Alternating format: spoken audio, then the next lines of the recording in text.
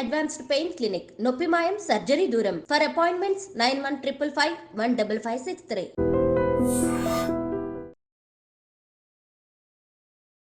గరుడ పురాణం అయితే మనకు చాలామంది చెప్తూ ఉంటారు, మనం చేసే తప్పులను బట్టి మనకి ఏదైతే శిక్షలు పడాలో అవన్నీ కూడా గరుడ పురాణంలో క్లియర్గా రాసుంటుంది అని చెప్పి. ఇంకొకటి, చనిపోయిన వారి దగ్గర మనకు ఏదైతే భగవద్గీత వినిపిస్తుంటారో, ప్లే చేస్తుంటారో, అసలు చేయాల్సింది గరుడ పురాణం గురించి చెప్పాలి అని చెప్పి కూడా కొన్ని సందర్భాల్లో వింటుంటాం. గరుడ పురాణం చిన్న పుస్తకం కాదు, చాలా పెద్ద పుస్తకం. ఇది విష్ణుమూర్తి సాక్షాత్తు గరుత్మంతుడికి చెప్పిన విషయం. ఇప్పుడు ఏ జన్మ ఎత్తాలనేది మనం పాపాల పుణ్యాలను బట్టి అదే డిసైడ్ అవుతుంది. మనం డిసైడ్ చేసుకునే అవకాశం ఉంటుందా? భగవంతుడే డిసైడ్ చేస్తాడు అది కూడా? ఈ పాప పుణ్యాల బట్టి ఒక డెసిషన్ ఆల్రెడీ ఆయన పెట్టేశాడు. మీ ఒక పాప పుణ్యాల బట్టి ఏ జన్మ ఎక్కడతో ఎవరితో ఎలా లింక్ అవ్వాలి ఒక సాఫ్ట్వేర్ క్రియేట్ చేశాడు ఆయన.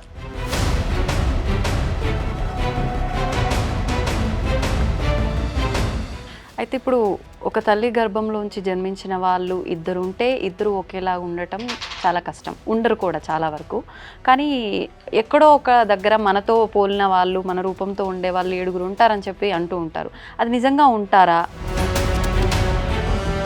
ఈ 7 మనుషుల పోలిన వాళ్ళు మనుషులు ఉంటారు అనేది ఒక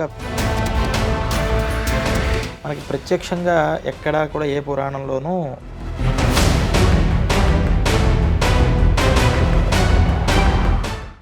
నమస్కారం, వెల్కమ్ టు ఐ డ్రీమ్. ధర్మ మార్గం విత్ విజిత కార్యక్రమానికి స్వాగతం.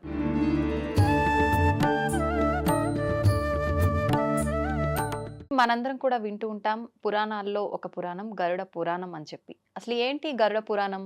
గరుడ పురాణం ప్రకారం మనం ఏదైతే తప్పులు చేస్తున్నామో, అధర్మంగా ప్రవర్తిస్తున్నామో వాటిని అనుసరించే మనకు గరుడ పురాణంలో ఏదైతే రాసిందో అది ఏంటి అంటే శిక్షలు. మనం చేసే తప్పులకి ఒక్కొక్క తప్పుకి ఒక్కొక్క శిక్ష అని చెప్పి ఉంది అని వింటుంటాం. నిజంగా ఇదంతా నిజమేనా? గరుడ పురాణంలో నిజంగా ఇవే రాసున్నాయా? ఇలాంటి మరిన్ని విషయాలు ఇప్పుడు మనం అడిగి తెలుసుకుందాం. ప్రస్తుతం నాతో పాటు ఉన్నారు వేద పండితులు శ్రీరామ్ చిర్రావూరి గారు. ఇప్పుడు వారితో మాట్లాడి తెలుసుకుందాం. నమస్కారం అండి. శ్రీమాత్రే నమః. గరుడ పురాణం అయితే మనకు చాలామంది చెప్తూ ఉంటారు, మనం చేసే తప్పులను బట్టి మనకి ఏదైతే శిక్షలు పడాలో అవన్నీ కూడా గరుడ పురాణంలో క్లియర్గా రాసుంటుంది అని చెప్పి. ఇంకొకటి, చనిపోయిన వారి దగ్గర మనకు ఏదైతే భగవద్గీత వినిపిస్తుంటారో, ప్లే చేస్తుంటారో, అసలు చేయాల్సింది గరుడ పురాణం గురించి చెప్పాలి అని చెప్పి కూడా కొన్ని సందర్భాల్లో వింటుంటాం. అసలు ఏంటండి గరుడ పురాణం గురించి తెలియచేయండి. వ్యాస మహర్షి 18 పురాణాలని రచించారు. ఈ 18 పురాణాలకి మళ్ళీ ఇంకో ఉప పురాణాలని ఇంకో 18 రచించారు. ఈ 18 పురాణాలలో ఒక పురాణం గరుడ పురాణం. అంటే ఈ పురాణాలు వ్యాసుడు ఎందుకు రచించవలసి వచ్చింది అంటే, పూర్వం పురాణ జ్ఞానం ఏదైతే ఉందో అదంతా వేదంలో చెప్పబడిన విషయాలే. వేదానికి బాగా కనెక్ట్ అయ్యే మనుషులు ఉండేవారు, అంత ఆయుష్ ఉండేది. కాబట్టి డైరెక్ట్గా వాళ్ళు వేదాల్లోనే వేదాధ్యయనం ద్వారా వేదాలు చదవడం వల్ల తెలిసేవి. కానీ మరి కలియుగంలో మన ఆయుష్యే 120 సంవత్సరాలు. కానీ 120 ఎవరు బ్రతకట్లేదు. ఈ బ్రతికే దాంట్లో అంత జ్ఞానాన్ని తెలుసుకోవాలన్నా కష్టం. అది కూడా రా మెటీరియల్లో ఉంటుంది. వేదంలో ఉన్నటువంటి జ్ఞానం అది అర్థం కావడం కష్టం. అందుకని ఏం చేశారంటే, చక్కగా ఒక కథారూపంగా ఉన్నటువంటి ఆఖ్యాయికలోని వేదంలో ఎక్కడైతే ఉన్నాయో అవన్నిటినీ తీసుకొచ్చి సమకూర్చి ఒక చక్కటి విషయాన్ని ప్రతిపాదన చేశారు. అదే పురాణాలు. వీటిల్లో ఒక పురాణం గరుడ పురాణం. గరుడ పురాణం ఎప్పుడు జరిగింది అంటే, ఇది విష్ణుమూర్తి సాక్షాత్తు గరుత్మంతుడికి చెప్పిన విషయంగా వ్యాసుల వారు రచించారు. అంటే ఏవో వేదాలలో సాక్షాత్తు వేదమంతా కూడా భగవంతుడి యొక్క వాక్యాలే కదా, అవన్నీ భగవత్ స్వరూపం. ఇంకా చెప్పాలంటే అలా గరుత్మంతుడు దర్శించినటువంటి వేద మంత్రాలు అని మనం అనుకోవచ్చు. ఆ మంత్రాలు యొక్క సారాంశాన్ని తీసుకొచ్చి కథారూపంగా తీసుకొచ్చారు. దాంట్లో ధర్మాలు కూడా ఉంటాయి. అయితే అందరూ ఏమనుకుంటారంటే గరుడ పురాణం అంటే ఏదో చిన్నగా ఉంటుంది, దాంట్లో ఓన్లీ శిక్షలు మాత్రమే చెప్పబడతాయి ఇంకోటి అని ఒక ఉంది. అంటే మెయిన్ దాంట్లో ఉన్నటువంటి కంటెంట్ మనం చూస్తే కళ్ళు తిరిగి పడిపోతాం. అంటే మొత్తం 3 కాండలు దాంట్లో ఉన్నాయి. మొదటిది ఆచార కాండ అని. అంటే మనం ఏం ఆచరించాలి అనేది ఉంటుందా? మన ఆచరణ ఎలా ఉండాలి, అసలు మనకి ఏ కష్టానికి ఏ పరిహారం చేసుకుంటే ఆ కష్టం దూరం అవుతుంది, అసలు ఆ కష్టానికి గల కారణం ఏమిటి, మన పాపాలు అంటాంగా. అవునండి. ఇలా ప్రతి వ్రతాలు అన్నీ చెప్పుకుంటూ వెళ్ళారు. ఒకటి కాదు. దాంట్లో విషం కనుక వస్తే, ఏదైనా క్రిమికీటకాలు వస్తే ఆ విషాన్ని ఎలా పరిహరించుకోవాలి అనే విషయాలతో సహితంగా 240 అధ్యాయాల్లో చెప్పారు ఆచారకాండ. ఇదంతా ఓ. కూడా పూర్వఖండం అంటారు. హ్మ్, హ్మ్, హ్మ్. ఉత్తరఖండం అంటే సెకండ్ హాఫ్. హ్మ్, దాంట్లో మళ్ళీ 2 కాండలు ఉన్నాయి. హ్మ్. ఒకటి ప్రేతకాండ, దీన్ని ప్రేతకల్పం అంటారు. ఆ, అలాగే బ్రహ్మకాండ అని. వీటిల్లో ఏం చెప్పారు అంటే, ఇది మళ్ళీ 50 అధ్యాయాలేమో ప్రేతక ప్రేతకాండ అంటే ప్రేతకల్పం ఉంది. హ్మ్. 30 అధ్యాయాలేమో బ్రహ్మకాండ ఉంది. ఆ. టోటల్ 320 అధ్యాయాలు. ఇప్పుడు ఈ ప్రేతకాండలో ఏముంటాయి? ప్రేతకాండలో మనిషి ప్రేత అంటే ఏంటి? గమనిస్తూ ఆ, గా వెళుతూ ఉండేవాడు. అంటే ఎప్పటిదాకా తన శరీరంలో ఇప్పుడు ఒక శరీరం ఉంది. హ్మ్. అతని పేరేంటి? అతను అడ్రెస్ ఎక్కడ? ఏంటి? అని చెప్పగలుగుతాం. అవును. కానీ ప్రేతకి అడ్రెస్ ఉండదు. ఆ, అది ఏ అడ్రెస్ లేనివాడు అని. హ్మ్. అడ్రెస్ లేనివాడికి ప్రేత అని పేరు. ఆ ప్రేత అనేటటువంటి వాడు అసలు ప్రేతగా ఎలా మారతాడు? అంటే హ్మ్. మరణించిన తర్వాత ఆత్మనా? మరణం ఎలా ఉంటుంది? హ్మ్, హ్మ్, తన ఆత్మ అంటే మనలో కూడా ఉంటుంది ఆత్మ. హ్మ్. కరెక్ట్ వర్డ్ ప్రేత. Okay, okay. ప్రేత అనేది కరెక్ట్. ఆత్మ అంటే మరి మనలో ఉన్నది కూడా ఆత్మే. అవును. అది ప్రత్యేకంగా ఆత్మ అంటాం. ఆత్మ ఒక దగ్గర తిరుగుతూ గాలిలో కనిపించదు కదా! కనిపించదు. దాన్ని ప్రేత అని పిలిచారు అందుకని. హ్మ్, హ్మ్. ఈ మనిషి ఇప్పటిదాకా బ్రతికి ఇక్కడి నుంచి మరణించేటప్పుడు తన యొక్క స్థితి ఎలా ఉంటుంది?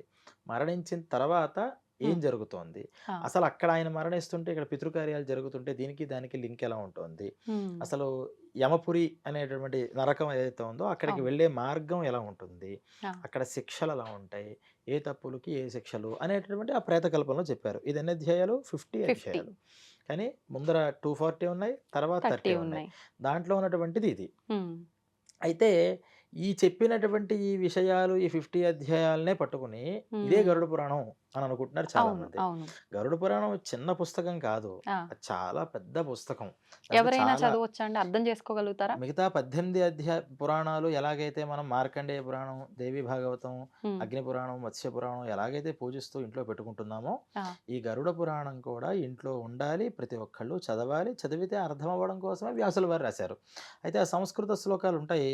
మనకు అవన్నీ అర్థం కావు అవును, చాలామందికి. అవును. అందుకని దానికి తెలుగు తాత్పర్యాలు కూడా రాశారు. ఉంటుందక్కడే. పండితులు రాసినవున్నాయి. ఆహా! తర్వాత కొంతమంది రాస్తున్నారు కానీ అన్నీ మరి దాంట్లో కరెక్ట్‌గా ఉండవు. అవును, కొన్ని పుస్తకాల్లో ఏం చేశారంటే, ఇంత విషయం చెప్పినా మరంత చదివే పరిస్థితి ఉండదని అవును. కథా సంక్షిప్తంగా చేశారు. అంటే దాంట్లో ముఖ్యమైన విషయాలు వర్ణనలు అవి తీసేసి, హ్మ్. ముఖ్యమైన విషయాలుగా చెప్పినవి అవి కూడా చదువుకోవచ్చు. Okay, okay. ఇలా ఈ గరుడ పురాణం అనేటటువంటి దాంట్లో చాలా విషయాలున్నాయి. కానీ హ్మ్. చాలామందికి ఏంటి డౌట్ అంటే, గరుడ పురాణం ఇంట్లో ఉండకూడదు. అది ఆ, ఉంటే అశుభం కలుగుతుంది. హ్మ్. కానీ వాస్తవానికి గరుత్మంతుడు శుభాన్ని తీసుకొచ్చేవాడు. వైనతేయుడు అంటారు ఆయన పేరు. హ్మ్. ఆయన ఏం చేస్తాడంటే శుభాలు ఆయన ఎక్కడ ఉంటే అక్కడ శుభం. అందువల్ల అవును. విష్ణుమూర్తి ఆలయంలో ముందర ఉండేది ఏంటంటే గరుత్మంతుడే. అసలు గరుత్మంతుడికి సాక్షాత్తు విష్ణుమూర్తి చెప్పినటువంటి ధర్మ విషయాలన్నీ కూడా గరుడ పురాణంలో ఉన్నాయి కాబట్టి హ్మ్. ఇది ఖచ్చితంగా ఇంట్లో ఉండాలి. ఓకే. డౌట్ ఏంటంటే జనాలకి ఇది ఎందుకు చదవకూడదు అనుకుంటున్నారంటే, పోయిన సమయంలో ఇందాక మీరన్నట్టు ముఖ్యంగా చదవాల్సింది ఇది అని హ్మ్. ఎందుకన్నారు? ఆ సమయంలో అయినా కనీసం ఈ గరుడ పురాణం కనుక విన్నట్లయితే, ఈ కొడుకులకి వీళ్ళకి ఆ మనస్సులో ఒక ధైర్యం వస్తుంది. అప్పటిదాకా ఎక్కడికి వెళ్ళిపోయాడో మన కంటి ముందర తిరుగుతున్న మనిషి అవును, అనే ఒక బాధ ఉంటుంది కదా! అవును. ఆ బాధంతా కూడా దూరమయ్యి, హ్మ్. ఆహా! ఈ మనిషి జీవనం ఇలా జరుగుతోంది. ఈయన ఇక్కడ వెళుతున్నాడు. హ్మ్. కాబట్టి మనం ఏం చేయాలి కొడుగ్గా? అంటే ఆ, శ్రద్ధగా శ్రాద్ధ క్రియలు, పితృకార్యాలు అన్నీ చేయాలి అని అవును. తెలుస్తుంది అని అప్పుడు చదవమన్నారు. హుహుహు. తప్పితే ఇది అప్పుడు చదివేది కాబట్టి ఇంకెప్పుడు చదవకూడదు అనేది కాదు. హ్మ్, హ్మ్. అయితే అన్నీ శిక్షల గురించే ఉంది అని ఇంకొకటి తెలియడం వల్ల గూడా అంటే దీన్ని ఇంట్లో పెట్టుకోవడము వల్ల అశుభము, లేదంటే అమ్మో! మనం ఏం పని చేసినా గూడా దీనికి ఏ శిక్ష పడుతుందని ఒక భయం గూడా మొదలవుతుంది ఇవన్నీ తెలుసుకుంటే అనే ఒక ఆలోచన గూడా ప్రతి ఒక్కరిలో ఉంటుంది. ఉండాలి కదా! హ్మ్, వాస్తవానికి ఆ హ్మ్, భయం ఉండాలి. హ్మ్, మనం లా బుక్ ఉందనుకోండి. హ్మ్, ప్రతి లాయర్ ఏం చేస్తాడు? ఆ లా బుక్‌ని పెట్టుకుంటాడు. హ్మ్. రాజ్యాంగాన్ని ఫాలో అవ్వాలి. అవ్వకపోతే ఏముంటుంది? ఆ, అనేటటువంటి విషయాలు ప్రతి ఒక్కరు కూడా రాజ్యాంగాన్ని అవగాహన చేసుకోవాలి అంటాం మనం. అవును. రూల్స్ తెలియాలి కదా మనకి. హ్మ్, హ్మ్, చిన్నప్పటి దగ్గర నుంచే వాస్తవంగా ఈ గరుడ పురాణాన్ని చూపించి, హ్మ్, చదివి, ఓహ్! ఇలా ఉంది దీంట్లో విషయం. నువ్వు ఇలా చేయాలి. ఇలా హ్మ్, చేయడం వల్ల నీకు ఇలా ఇబ్బందులు కలుగుతాయి. ఇలా ఉంటే నువ్వు మంచిగా ఉంటాయి అని చెప్తే హ్మ్, ఖచ్చితంగా ఒక పాపం పనో, తప్పు పనో చేస్తున్నప్పుడు లోపల పాప భీతి అంటారు. ఆ భీతి పూర్వం ఉండేది. హ్మ్, చెప్పేవారు. అంటే పురాణాలు డైరెక్ట్‌గా ప్రింటింగ్‌లో లేకపోయినా, ఆ! ఈ పురాణాల్లో ఉన్న విషయాలు ఖచ్చితంగా ప్రతి ఇళ్లలో ఉండేవి. హ్మ్. అందువల్లే అసుర సంధ్య వేళ పడుకోకూడదురా రాక్షస అవును. బుద్ధులొస్తాయి అని చెప్తూ ఉంటారు. హ్మ్. అంటే ఎప్పుడు ఏ పాపం చేస్తే ఏది జరుగుతుంది అనేది మన ఇళ్లలోనే ఉండేది. ఉండేది. ప్రింటింగ్‌లు లేవు కదా అప్పుడు. అవును. అవును. మన ఇళ్లలోనూ లేవు. కనీసం ప్రింటెడ్ పుస్తకాలైనా పెట్టుకుంటే, ఆ హ్మ్. పుస్తకం ద్వారా అయినా మనం తెలుసుకోవాలి కానీ, అవును. ఇది తెలిస్తే ఎక్కడ మనం భయం పడి పాపం చేయడం మానేస్తాము అంటే, మనం ఇంకా, ఇంకా, ఇంకా పాపాలు చేయడానికి హ్మ్. ఎక్కువ అవకాశం ఉంటుంది. హ్మ్. అందువల్ల పాపం ఫస్ట్ మనకు తెలియాల్సింది ఏంటంటే, ఈ మానవ జన్మ వచ్చింది. వచ్చిన తర్వాత మనం జాగ్రత్తగా దీన్ని ఎలా లీడ్ చేయాలి అని అవును. తెలియాలి. ఏది చేయాలి, ఏది చేయకూడదు అనేది హ్మ్. ఫస్ట్ తెలియాలి. ఏదో పొరపాటున చేయకూడని పని చేసాం. హ్మ్. పొరపాటున అంటే కావాలని కాదు. కావాలని కాదు. తెలియక చేసాం. ఆ! దానికి ఎలా ప్రాయశ్చిత్తం చేసుకోవాలి అందులో అది గూడా అన్నీ, ఉంటుందా? అని కూడా. ఆహా! ఎలా ప్రాయశ్చిత్తం చేసుకోవాలి. ఈ ఆ! 3 అంశాలు తెలిస్తే చక్కగా మన మానవ జీవితం అంతా లైఫ్ సాఫీగా చేసేసుకోవచ్చు. ఉంటుంది. ఎందుకంటే పశువులు, పక్షులు ఈ పని చేసుకోలేవు కదా! అవును. ఏం చేయాలి, ఏం చేయకూడదు ఏం తెలియవు. తెలీదు. వాటికున్నదేంటంటే ఆహారం దాన్ని ఎలాగో అలాగా సంపాదిస్తాయి. సంపాదించుకోవడం. వాటికి కూడా కొన్ని నియమాలున్నాయి. హ్మ్. ఆశ్చర్యం ఏంటంటే పశువులు ఆ నియమాన్ని అతిక్రమించవు. హ్మ్. సింహానికి విపరీతమైన ఆకలి వేస్తున్నా అది గడ్డి కానీ, ఆకులు కానీ తినదు. తినదు. దానికి కావాల్సిన వేట కోసమే అది తిరుగుతుంది. అవునండి. ఒక జింకలో లేకపోతే కుందేళ్ళో, ఆవులో ఎంత ఆకలి వేసినా ఎదురుకుండా అక్కడ మాంసాలు కనిపించినా దాని హ్మ్. జోలికి వెళ్ళదు. హ్మ్. అది సాధుజీవి కాబట్టి ఇవే తింటుంది. ఆ! కానీ మనిషికి ఉన్నటువంటిదేంటంటే ఏదైనా తింటాడు, ఏదైనా చేస్తాడు. వావి లేదు, వరస లేదు, ఏదీ లేదు. అవును. పశువులకు కూడా ఉన్నాయి చాలా హ్మ్. వాటికి చెప్పే ధర్మాలు. మనిషికి ఇంకా ఎక్కువున్నాయి కానీ, హ్మ్. వాటికుండే బేసిక్ ధర్మాలు కూడా వదిలిపెట్టేస్తున్నాడంటే కారణం ఏంటంటే, ఇది చేస్తే ఏమవుతుంది? హ్మ్. ఇలా చేయకపోతే ఏమవుతుంది? అనే నాలెడ్జ్ లేకపోవడం. లేకపోవడం. కానీ అప్పుడు పశువులతో పోలిస్తే వాటికి లేని జ్ఞానం మనకుంది. చాలా మార్చుకునే అవకాశం ఉంది. అన్నీ మనకున్నాయి గానీ తప్పులు గూడా మనమే చేస్తున్నాం. తప్పులు కూడా మనమే చేస్తున్నాం. హ్మ్. అంటే అందుకనే ఈ విషయాన్ని తెలుసుకోవాలి. ప్రతి ఒక్కళ్ళు ఈ రోజుల్లో ఇంకా చాలా అవసరం. హ్మ్. ఎందుకంటే ప్రతిదానికి ఒక క్వెషనింగ్ అనేది చేస్తున్నారు. అవును. ఎందుకు ఇలాగే చేయాలి? ఎందుకు అలాగే చేయాలి? పూర్వం రోజుల్లో నాకు తెలిసి మీ చిన్నతనాల్లో కూడా ఎవరు కూడా ఎందుకు ఇలాగే చేయాలి? ఎందుకు ఇలా చేయాలి? అని అడగలేదు. అడగలే. పెద్దవాళ్ళు చెప్పారు చేసుకోవాలి వెళ్ళిపోవాలి. అంతే. కానీ ఇప్పుడు చిన్న చిన్న పిల్లలు 5 ఇయర్స్ పిల్లల దగ్గర నుంచి చూస్తే దేవుడు దండం పెట్టుకో అంటే ఎందుకు? వై అనే అవును. క్వెషన్ ఫస్ట్ వస్తుంది. అవును. అవునండి. ఎందుకు పెట్టుకోవాలి అని. హ్మ్. ఎందుకు పెట్టుకోవాలి అనే దాన్ని అప్పటినుంచి మనం నేర్పిద్దాము అంటే నేర్చుకోవడంలోనే ఉంటుంది తప్పితే ప్రాక్టికల్ నాలెడ్జ్ ఉండట్లేదు. ఉండట్లేదు. అందుకని పూర్వీకులు ఏం చేశారంటే ఫస్ట్ ప్రాక్టికల్స్ చెయ్యి. హ్మ్. చేయగా నీకే దాని విషయం అర్థమవుతుంది. అది మన హ్మ్. సంస్కృతికి గొప్పతనం అన్నారు. అవును. అంటే ఇప్పుడు కనీసం మనం ఆ క్వెషన్ వాడు వేస్తున్నప్పుడు మనం ఒక పరిపూర్ణ అవగాహనతో పెద్దవాళ్ళు ఉండాలి. గనక చేస్తే ఆటోమేటిక్‌గా మనం కూడా ఏదైనా చిన్న చిన్నగా అయినా అంటే అవును. పూర్తిగా ఎక్స్‌ప్లనేషన్ చేయకూడదు కూడా హ్మ్. వాస్తవానికి పిల్లలకి. ఆ! తగుమాత్రంగా ఎంత చెప్పాలో అంతే చెప్పాలి. ఓకే. ఒకేసారి అంత జ్ఞానాన్ని తీసుకెళ్ళి వాళ్ళ బుర్రలో పెట్టినా అది ఎక్కదు. హ్మ్. ఎక్కకపోగా వేరే వేరే వక్రగతిగా మైండ్‌లోకి పడితే వాళ్ళు ఇంకా దాని మీద క్వెషనింగే అలవాటవుతుంది తప్పితే హ్మ్. నమస్కారం మాత్రం జీవితంలో ఎప్పటికీ చేయడు ఆ! దాన్ని. అందుకని ఏమన్నారంటే ఈ పురాణ జ్ఞానాన్ని తెలుసుకోండి. హ్మ్. ఈ గరుడ పురాణంలో ఫస్ట్ చేస్తే పుణ్యాల విషయం తర్వాత ఏం హ్మ్. చేయకూడదు.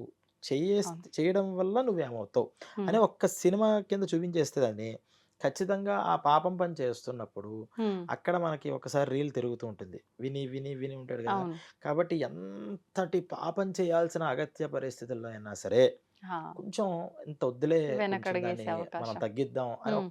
ఒక సెకన్ అంటే ఆ! పాపం చేసే పని ఒక సెకన్ ఆలోచిస్తే పాపం పని జరగదు. అంతే. ఆ నిమిషంలో ఆ ఆలోచన నిమిషంలో మారిపోతుంది. ఆలోచన స్తబ్దమైపోయి, మారిపోయి అవును. రాంగ్ స్టెప్ పడిపోతుంది. తర్వాత ప్రతి ఒక్కళ్ళు చాలామంది బాధపడతారు. ఎంత మర్డర్ ఆ! చేసేవాళ్ళైనా 100కి 99% ఒక్కడు అది కూడా రియలైజ్ అవ్వడు గానీ, హ్మ్. 99% మంది నేను కొంచెం కంట్రోల్ చేసుకుంటే బాగుండేది. అనవసరంగా బావుండేది. చంపేశానే అని అవును. తర్వాతైనా అనుకుంటాడు. ఆ క్షణం కాలం మనకి ఈ విషయాల్ని, ఈ హ్మ్. పురాణాల్ని తెలుసుకోవడం వల్ల మనకు కలుగుతుంది. హ్మ్. అలాగే అనేక కష్టాలుంటాయి. ఆ కష్టాలకి తీరిచ్చేటటువంటి తరుణోపాయాలు ఎలాగా? హ్మ్. వైదిక కర్మలు అంటారు. శాస్త్రోక్తంగా మనం చేసేటటువంటి పరిహారాలు అని ఇప్పుడు బయట మనం అంటున్నాం. అవును. పరిహారం కాదు కర్మ, హ్మ్. వైదిక కర్మ.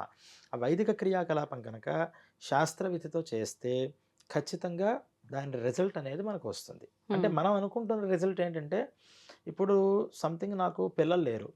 పిల్లలు లేరు కాబట్టి నేను ఒక పరిహారం చేశాం. ఒక వైదిక పూజలేవో చెప్పారు చేశాను.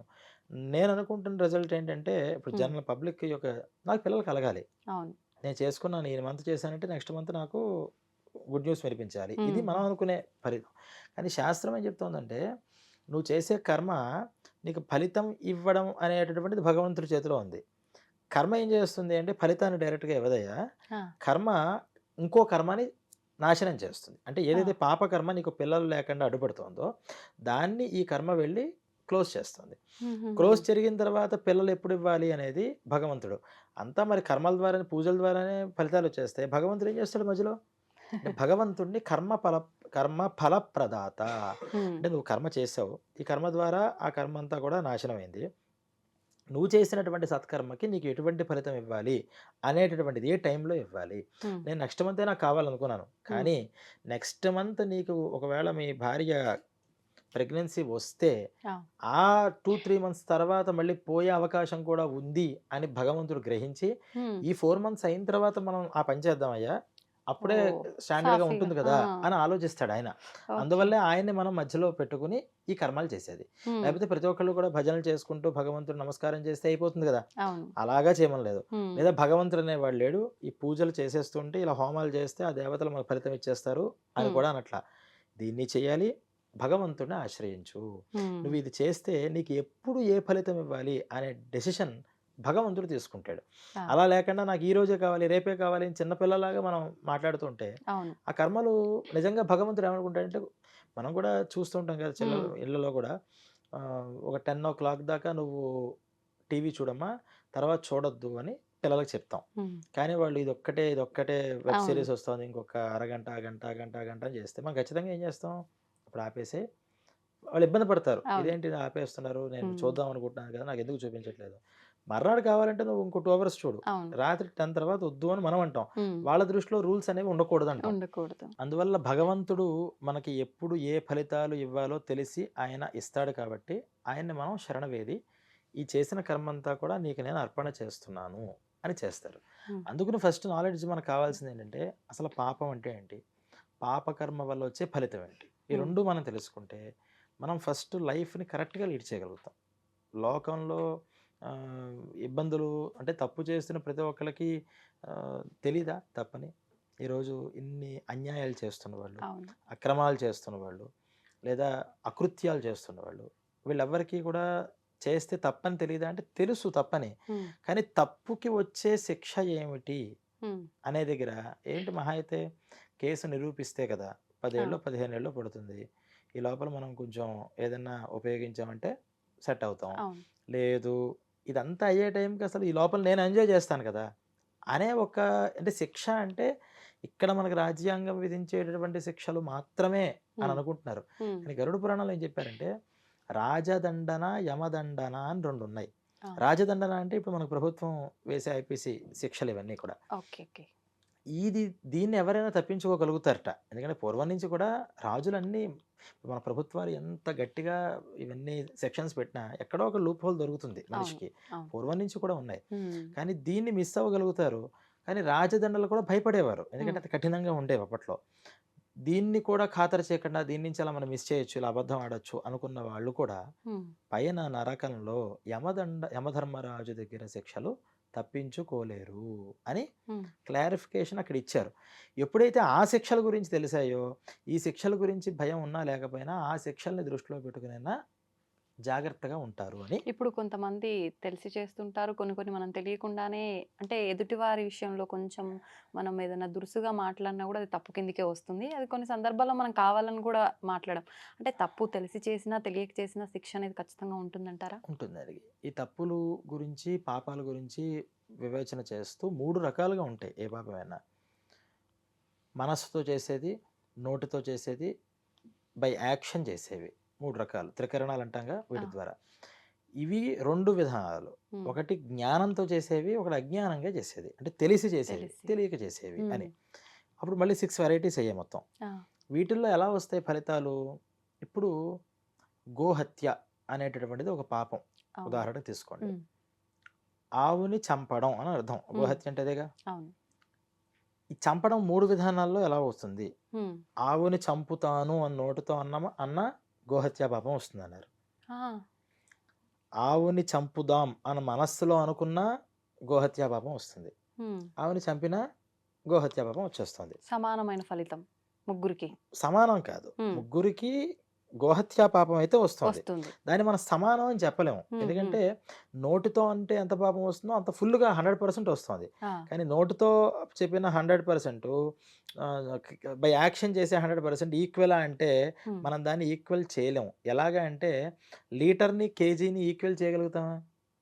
లీటర్ని లేకపోతే స్పీడ్ని ఈక్వల్ చేయగలుగుతామా? చేయలేము. దేని క్యాల్కులేషన్ దానిది. అవును. అలా ఈ పాపం అనేది 3 రకాలుగా వచ్చింది. ఉమ్, మరి ముగ్గురికి ఎలాంటి శిక్షలు ఉంటాయి అంటే, యాక్షన్‌గా చేసినప్పుడు బై యాక్షనే శిక్ష అనుభవిస్తాడు. శిక్ష అంటే రియాక్షన్ అది. అవును. ప్రతి యాక్షన్‌కి రియాక్షన్ ఉంటుంది కదా! అవును. అవును. ఆ గోవుని ఎలాగైతే ఇబ్బంది పెట్టాడో, వీడు ఇబ్బంది పెడుతున్నప్పుడు ఎంత తీవ్రంగా అది ఇబ్బంది పడిందో, ఉమ్, అంత తీవ్రంగా అది టైమ్ స్పేస్ పెరిగే కొద్దీ దానికన్నా తీవ్రతరంగా ఉమ్, అంటే ఇమ్మీడియేట్‌గా జరిగినప్పుడు మనం కూడా ఏం చేస్తాం? అవును. ఎవరైనా గట్టిగా కొట్టారు. మనకి కోపంలో ఒక దెబ్బ వేసేస్తాం. అంతే. కానీ ఒకడు కొట్టాడు, వెంటనే కొట్టలేకపోయాం అనుకోండి, ఉమ్, మనం రోజు రోజుకి ఇంకా పెరుగుతుంటుంది. వీడిని ఎలాగైనా కొట్టాలని. అంతే. సమయం చూసి మనం చిక్కినప్పుడు ఒక దెబ్బతో ఆపం. ఇన్ని రోజులు కోపం ఉంది కదా! 10, 15 కొట్టేస్తామండి. వడ్డీ. వడ్డీతో సహా. అలా టైమ్ స్పేస్ పెరిగే కొద్దీ ఏమవుతుందంటే స్పామ్, ఉమ్, ఈ పాపం కూడా అంతగా అనుభవించాల్సిన పరిస్థితి వస్తుంది. ఆ, ఏది ఫిజికల్‌గా మనం చేసేది. ఓకే. మానసికంగా గోవుని చంపుదామని అనుకున్నాడు. వాడు మానసికంగా చంపుదామని ఎలాగైతే అనుకున్నాడో, ఉమ్, చంపుదాం అనుకున్నప్పుడు గోవుకి తెలియకపోవచ్చు. అవును. నాకు మనిషి చంపుదాం అనుకుంటున్నాడని. కానీ నువ్వు చంపుదాం అనుకోవడం అనే ఒక పాపం ఉంది చూసారా? అది వీడి మనసుకు కూడా అదే విధానంగా బాధని తెప్పిస్తుందట. ఆహా. తప్పు. నోటితో అన్నాడు. ఉమ్, నోటితో అన్నప్పుడు వేరే వాళ్ళ నోట్ల ద్వారా ఉమ్, లేనిపోని నిందలనే పడ్డాను, అనేక మాటలు వాళ్ళ దగ్గర పడాల్సొచ్చింది. ఇవన్నీ అంటాం కదా! అవును. ఇలా అనుభవించాల్సొస్తుంది ఆహా, అని అంటే అన్నారు. మాటల రూపంలో తను కూడా ఇబ్బంది పడతారు. ఖచ్చితంగా. ఓకే. ఇలా 3. ఇప్పుడు మనం మాట్లాడేదేంటి? ఉమ్, ఇవన్నీ కూడా తెలిసి చేసినప్పుడు. ఉమ్, తెలియక చేసినవి అని కొనున్నాం కదా! ఈ తెలియక చేసినా సరే పాపం పాపమే. ఉమ్, తెలియక చేసినా పుణ్యం పుణ్యమే. ఉమ్, ఏమి మార్పుండదు. తెలిసి చేసినా, తెలియక చేసినా. కానీ ఆ తెలియక మనం చేసినప్పుడు అసలు ఎప్పటికీ తెలియలేదా? ఉమ్, లేకపోతే చేసిన తర్వాత తెలిసిందా? ఉమ్, మనం ఇలా నడుస్తూ వెళుతూ ఉంటాం. ఏదో మన టైర్ కింద ఏదో జీవి చచ్చిపోతుంది. అసలు మనకి టైర్ తిరిగినట్టు, అక్కడ ఏదో జీవి ఉన్నట్టు అవును. మనకి తెలియనే తెలీదు. అవును. అప్పుడేమన్నారంటే అసలు ఆ విషయం వీడి స్మృతి పథంలో లేదు. ఉమ్, వీడికి అసలు సంబంధమే లేదు దానిది. అందుకని సంథింగ్ ఒక కర్మ, ఉమ్, అంటే ఆ జీవికి సంబంధించిన కర్మని అనుభవించడానికి వీడి చేతుల్లో అది వెళ్ళిపోయింది. ఆహా, కానీ మనం ఇలా వెళ్ళిన తర్వాత సంథింగ్ ఏదో మన కారు కింద పడిందిరా అని కార్ ఆపి వెనక్కి చూశాడు. ఆ, వెనకాల ఏదో ఒక కుక్కో, పిల్లో ఇది కనిపించింది. ఇది ఎప్పుడైతే మన దృష్టిలో పడిందో ఉమ్, ఫస్ట్ మనకు రావాల్సిందేంటి? రియలైజేషన్ రావాలి. పశ్చాత్తాపం రావాలి. అవును. ఆ పశ్చాత్తాపం ఎప్పుడైతే వచ్చిందో ఆటోమేటిక్‌గా మనకి తెలియక చేసిన పాపంలో సగం పాపం పోయింది. ఉమ్, మిగతా సగం మనం తర్వాత అంటే దానికి దగ్గరకి మనం అక్కడ రోడ్డు మీద పడేయకుండా, మన పని మనం చూసుకోకుండా, దానికేదో చేయాల్సిన పనులుంటాయి కదా కొన్ని, అవును. అలా చేసేవి. లేకపోతే అయ్యో పాపం ఇలాగా అనుకోకుండా చేశానే, నేను చూసుకుంటూ కొంచెం జాగ్రత్తగా వెళితే బాగుండేదే ఉమ్, అని వీడు పశ్చాత్తాపం ఇమీడియట్ పశ్చాత్తాపం వేరు, దాని కంటిన్యూషన్ వేరు. ఉమ్, ఉమ్, దీన్ని దృష్టిలో పెట్టుకుని తర్వాత సార్లు కూడా రోడ్డు మీద వెళుతున్నప్పుడు కొంచెం జాగ్రత్తగా చూసుకోవడం అనేది ఏదైతే పెట్టుకుంటాడో అప్పుడు 100% పాపం తెలియక చేసినవి పోతాయి ఉమ్, అన్నారు. మీకు అర్థమైందా చెప్పింది? అర్థమైంది. అర్థమైంది. అంటే తెలియక చేసినప్పుడు కూడా పాపం వస్తుంది. వస్తుంది. కానీ ఎటువంటి పాపం అది అంటే జస్ట్ పడినటువంటి ఒక మురికి నీళ్లు లాంటివి. అది వెంటనే ఇంకో శుద్ధమైన నీళ్ళు పోస్తే పోతాయి. ఉమ్, కానీ తెలిసి చేసిన పాపం గ్రీజ్ లాంటిది. అది ఉమ్, దాన్ని ఒక పోదు, పట్టాన కడుక్కుందాం అంటే వదిలించలేము. పోదు. చాలా ప్రయత్నం చేయాలి. ఉమ్. అమ్మో! నిజంగా ఇందాక అనుకున్నాం తప్పులు చేయకుండా ఉంటాం ఇవన్నీ తెలుసుకుంటే అని, కానీ అసలు ఫస్ట్ ప్రతి కదలికకి భయంగా ఉంటదేమో ఇవన్నీ వింటే అనిపిస్తోంది ఇప్పుడు. అంటే భయం కన్నా ఫస్ట్ అలర్ట్‌నెస్ వస్తుంది ఉమ్, మనకి. ఉమ్, మనకి మిలిటరీ ట్రైనింగ్ ఇస్తారు కదా! అవును. ట్రైనింగ్ ఇచ్చినప్పుడు వాళ్ళు ఒక పద్ధతిని నేర్పిస్తారు. అది చూస్తే మనకెంత భయంకరంగా ఉంటుంది. అవును. బాబోయ్! 4కి మొహం నీళ్ళు ఆ, పోసేస్తారట, ఫుడ్ పెడతారట, రోజు 10 కిలోమీటర్స్ పరిగెట్టిస్తారట, ఇవన్నీ అనుకుంటాం. ఉమ్, కానీ నిజంగా అది చేస్తే ఉండేటటువంటి ఆరోగ్యం కానీ, వాళ్ళ జీవనం కానీ ఎంత గొప్పగా ఉంటుంది. అంతే.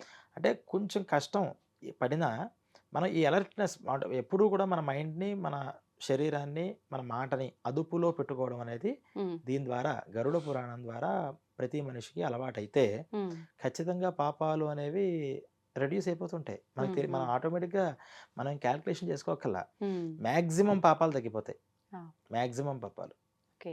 అయితే మీరు ఇందాక చెప్పారు 3 భాగాల్లోంచి ఆచరణ మొదటిది అని చెప్పి. అయితే ఈ ఆచరణ మనం చదువుకొని, తెలుసుకొని అందులో ఉన్నవి గనక మనం ఆచరిస్తే ఈ రెండవ అధ్యాయంలోకి వెళ్లి ఇబ్బందులు పడే అవసరం అవన్నీ రాకుండా ఉంటాయంటారా? కరెక్ట్ ప్రశ్న. హ్మ్. అసలు ఫస్ట్ ఆచారకాండ అని చెప్పింది దేనికంటే, ఇదంతా కూడా రూల్స్. ఈ రూల్స్ ఫాలో అవ్వండి అన్నారు. హ్మ్. ఆ రూల్స్ యాజ్ ఇట్ ఈస్‌గా ఫాలో అయిపోతే మనకేమి అసలు రూల్ అతిక్రమిస్తే కదా శిక్ష అనేది వస్తుంది. అవును. అవును. శిక్ష లేదు.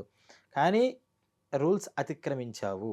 హ్మ్. అతిక్రమించినప్పుడు ఏమవుతుంది అని చెప్పేదే ఈ ప్రేతకాండ. ప్రేతకాండ. హ్మ్. మరి దాని బ్రహ్మకాండ అన్నారు గదా! దాంట్లో ఏముంటుంది? ఈ బ్రహ్మకాండ విషయంలో హ్మ్. అసలు పరబ్రహ్మతత్వం అంటే ఈ నరకలోకంలోకి వెళతారు. ఆ! ఈ వెళ్ళిన వాళ్ళంతా ఏమవుతారు మళ్ళీ? హ్మ్. మళ్ళీ క్షీణే పుణ్యే మర్త్యలోకం విశంతి. అటు పుణ్యం చేసినా, ఇటు పాపం చేసినా మొత్తం ఎంటైర్‌గా అనుభవించలేము హ్మ్. ఎక్కడా కూడా. నరకానికి వెళ్ళిపోతాము అంటే, ఆ! నరకంలో మొత్తం మనం చేసిన పాపాలన్నీ అనుభవించేసి ఫ్రెష్‌గా ఇక్కడికి దిగడానికి అవ్వదు. ఆ! స్వర్గానికి వెళ్ళిపోయామంటే లైఫ్ లాంగ్‌గా అక్కడ సెట్ అయిపోం మనం. హ్మ్. నువ్వు ఎంత క్వాంటిటీలో చేసావో, అంత క్వాంటిటీలో నువ్వక్కడ అనుభవించడానికి నీకు టైం పెడతారట. అదేంటి అంటే, హ్మ్. మనం ఇక్కడికొచ్చాం కదా ఇప్పుడు. సంథింగ్ ఒక ఆడ, ఒక మగ, ఒక కుటుంబం ఇలా మనం కొన్ని అవును. లింకేషన్స్ బంధాలు. పెట్టుకొని హ్మ్. వచ్చేసాం. హ్మ్. ఇలా వచ్చిన దానికి ఇగో వీళ్ళు 60 ఇయర్స్ బ్రతకాలి. వీళ్ళు 80 ఇయర్స్ బ్రతకాలి. హ్మ్. దీంట్లో ఇంత పుణ్యం, ఇంత పాపం ఇతను అనుభవించాలి అని ఒక అకౌంట్ మనకు క్రియేట్ చేసి హ్మ్. ఇక్కడికి మనల్ని డౌన్‌లోడ్ చేసాడు ఆ! భగవంతుడు. ఆ! ఈ అకౌంటే మనకుందా? హ్మ్. అంటే ఇన్ని కోట్ల జన్మలు ఎత్తి మళ్ళీ పుట్టాం ఇదేనా మనకని కాదు. హ్మ్. ఈ జన్మలో మనం ఎంత అనుభవించగలుగుతామో అంత పెట్టి పంపించాడు. ఆహా! అది ఎప్పుడైతే పూర్తయిందో ఇక్కడి నుంచి మళ్ళీ మనం అటు నరకమో, మళ్ళీ స్వర్గానికో వెళ్ళిపోతుంటాం. హ్మ్. అలాగే అక్కడ కూడా ఇతను చేసిన పాపాలు ఇన్ని పాపాలు ఈ నరకంలో అనుభవించాలి. హ్మ్. ఇన్ని పుణ్యాలు ఈ స్వర్గంలో అనుభవించాలి అని ఒక కాలిక్యులేషన్ చేసి సర్టైన్ టైమ్‌ని పెట్టి అక్కడికి పంపిస్తాడు మనల్ని. ఆ టైం తను డిసైడ్ ఆ చేస్తాడు. టైం మన భగవంతుడే చేతుల్లో డిసైడ్ లేదు. మన చేతి అందుకనే కాలం హ్మ్. కాలస్వరూపం అంటారు. భగవంతుడు అంటే ఎవరంటే టైం ఆయన. అంతే. ఈ టైం డిసైడ్ చేసి పంపిస్తాడు. ఆ హ్మ్. టైం అయిపోయిన తర్వాత నాకు ఇంకొంచెం ఏమైనా అకౌంట్ ఉంటే అది కూడా క్లియర్ చేసేసుకుంటానన్నా ఉంచరు అక్కడ నరకంలో. ఆహా! ఇది అయిపోయింది నాన్న వెళ్ళిపో ఇక్కడి నుంచి అంటారు. ఓకే. స్వర్గంలో కూడా నేను కొంచెం పాత అకౌంట్లు ఏమైనా ఉంటే క్లియర్ చేసుకుంటానంటే కుదరదు. హ్మ్. నువ్వు వెళ్ళిపోవాలి అర్జెంట్‌గా ఫస్ట్ ఇక్కడి నుంచి అంటారు. ఆ! మళ్ళీ వాళ్ళు ఏం చేయాలి? మళ్ళీ ఇక్కడికొస్తారు భూమి హ్మ్. మీదకి. భూమి మీదకి రావడం వల్ల ఎందుకు పంపిస్తూ ఉంటాడంటే, చేసిన ప్రతి పాపము, అటు పుణ్యము అంటే దేవతలు కూడా పాపాలు చేశారుగా. హ్మ్. పాపాలు అనేవి భూమి మీదే కాదు, అన్ని లోకాలలోనూ పాపపుణ్యాలున్నాయి. ఆ! కానీ పుణ్యాన్ని అనుభవిస్తూ ఇప్పుడు పాపాన్ని దేవతలు పాపాలన్నారు గదా! హ్మ్. అంత జ్ఞానం తెలిసి మనందరిని నడిపిస్తున్న వాళ్ళు పాపాలు చేయడం అంటే ఏంటి? దేవతలు వేరు, దేవుడు వేరు. హ్మ్. భగవంతుడు అంటే దేవుడు అంటాం. హ్మ్. దేవతా శక్తులు చాలా ఉంటాయి. ఆ! ఆ శక్తులు కూడా మనలాగానే భూమి మీదకి ఒకసారి అంటే భగవంతుడిచ్చే ఒక అవకాశం హ్మ్. మానవ జన్మ అంటే భూమి మీద. అందుకనే భూలోక మానవుడికే చాలా గొప్పతనం. హ్మ్. అందరి దేవతలు కూడా మనల్నే చూస్తుంటారట. ఎంత అదృష్టం నాయనా మీరు. హ్మ్. మేమంతా చేసాము అంటే కొత్త కొత్త కర్మలు ఇక్కడేమి సృష్టించుకోవడానికి లేదు. కానీ పాపం డైరెక్ట్‌గా అనుభవించకుండా హ్మ్. ప్రాయశ్చిత్త రూపంగా కడిగేసుకునే ప్రాసెస్ భూమి మీదే ఉంది. హ్మ్. వేరే లోకాల్లో లేదు. ఆహా! ఖచ్చితంగా అనుభవించాల్సిందే అక్కడ పుణ్యమైనా, పాపమైనా. హ్మ్. కానీ భూమి మీద ఏంటంటే పుణ్యం అనుభవించొచ్చు అవును. కావాలంటే. అవును. లేదా అంతా మళ్ళీ భగవంతుడికి తిరిగి ఇచ్చేయొచ్చు. హ్మ్. పాపం అనుభవించొచ్చు. లేదా పాపం అనుభవించకుండానే హ్మ్. దాన్ని క్లియర్ చేసుకోవచ్చు. ఓకే. ప్రాయశ్చిత్తాలు అంటాం కదా మనం అవును. అవును. ఇవన్నీ. వీటి ద్వారా చేసుకోవచ్చు. హ్మ్. అందుకని ఎంత అదృష్టవంతులై భూలోక మానవులు అంటారు.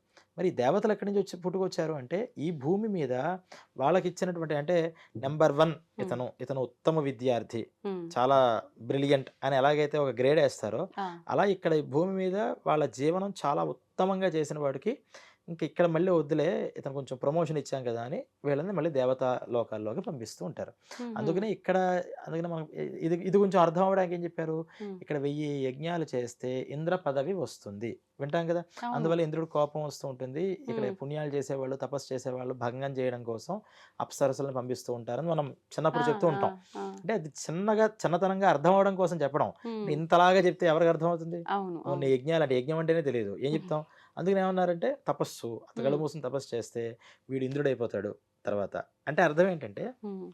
ఇక్కడ గొప్ప గొప్ప పుణ్యాలు చేస్తే ఖచ్చితంగా ఇక్కడి నుంచి ప్రమోషన్ వస్తే మళ్ళీ దేవతా లోకాల్లోకి వీళ్ళు వెళ్తారు. హ్మ్. అక్కడి నుంచి ఇంకా ప్రమోషన్ వస్తే వాళ్ళలోనే ఇంకా చాలా పైపైన స్థాయిలు ఇవన్నీ కేటగిరీస్. ఇక్కడ సరిగ్గా మనం చేయలేదు, ఉమ్, డిబార్ అయ్యాం, మళ్ళీ కింద లోకాలు. అంటే ఇక్కడే ఉమ్, ఇక్కడ మనం జ్ఞానం ఉన్న మనిషి దగ్గర నుంచి జ్ఞానం లేని పశువు దగ్గరికి వెళ్తాం. ఆ, ఇంకా తప్పు చేసాం, ఉమ్, ఇంకా ఇలా స్టేజ్ తగ్గుని అప్పటికప్పుడు పుట్టి చచ్చిపోతూ ఉంటాయి రాత్రిళ్ళు, అవును. లైట్ పురుగులు, ఆ. చిన్న చిన్న క్రిములు అలా మారిపోయి అప్పటికప్పుడు పోతూ ఉంటాము. అంటే ఎక్కువ పాపం చేసిన వాళ్ళు అంత తక్కువ షార్ట్ టైం జీవంతో ఉండే అంటే జీవిగా. ఎక్కువ పాపము అనేది ఒకటి, ఉమ్, రెండవది ఎక్కువ పాపం కన్నా ఎక్కువ అనుభవాలు ఉండాలి వాళ్ళకి. అంటే అంటే ఎలా? ఒక మానవ జీవితంలో 10 చావుల్ని చూడడం సాధ్యం అవుతుందా? ఉమ్, అవ్వాలి అంటే సుమారు ఒక 150, 200 సంవత్సరాలైనా ఎక్కువ పుట్టాలి. సంవత్సరం. లేకపోతే కనీసం 10 ఏళ్ళైనా పుట్టాలి. 10 ఉమ్, రోజులైనా ఉండాలిగా.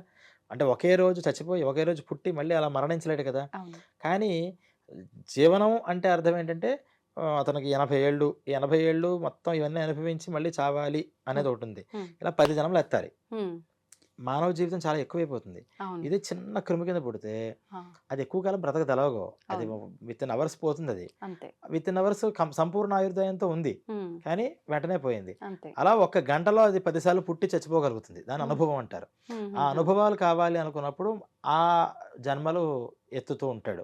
ఉమ్. అంటే మరణం అనేటువంటి అనుభవం ఎక్కువ సార్లు కావాలి అనుకున్నప్పుడు. ఇప్పుడు ఏ జన్మ ఎత్తాలనేది మనం పాపాల పుణ్యాలను బట్టి అదే డిసైడ్ అవుతుంది. మనం డిసైడ్ చేసుకునే అవకాశం ఉంటుందా? భగవంతుడే డిసైడ్ చేస్తాడా అది కూడా? ఈ పాప పుణ్యాల బట్టి ఒక డెసిషన్‌ని ఆల్రెడీ ఆయన పెట్టేశాడు. ఆహా. నీ యొక్క పాప పుణ్యాల బట్టి ఏ ఉమ్, జన్మ ఎక్కడితో, ఎవరితో ఎలా లింక్ అవ్వాలి ఒక సాఫ్ట్‌వేర్ క్రియేట్ చేశాడాయన. ఆ, దానికి రోజు ప్రతిసారి ఆడికి ప్రతి మనిషిని ఆలోచిస్తూ కూర్చోడు. ఆయనకి ఇంకో పని లేదా? ఉమ్, ఆయన పనిలో ఆయన ఏమి ఆలోచన లే స్థితి లేదు.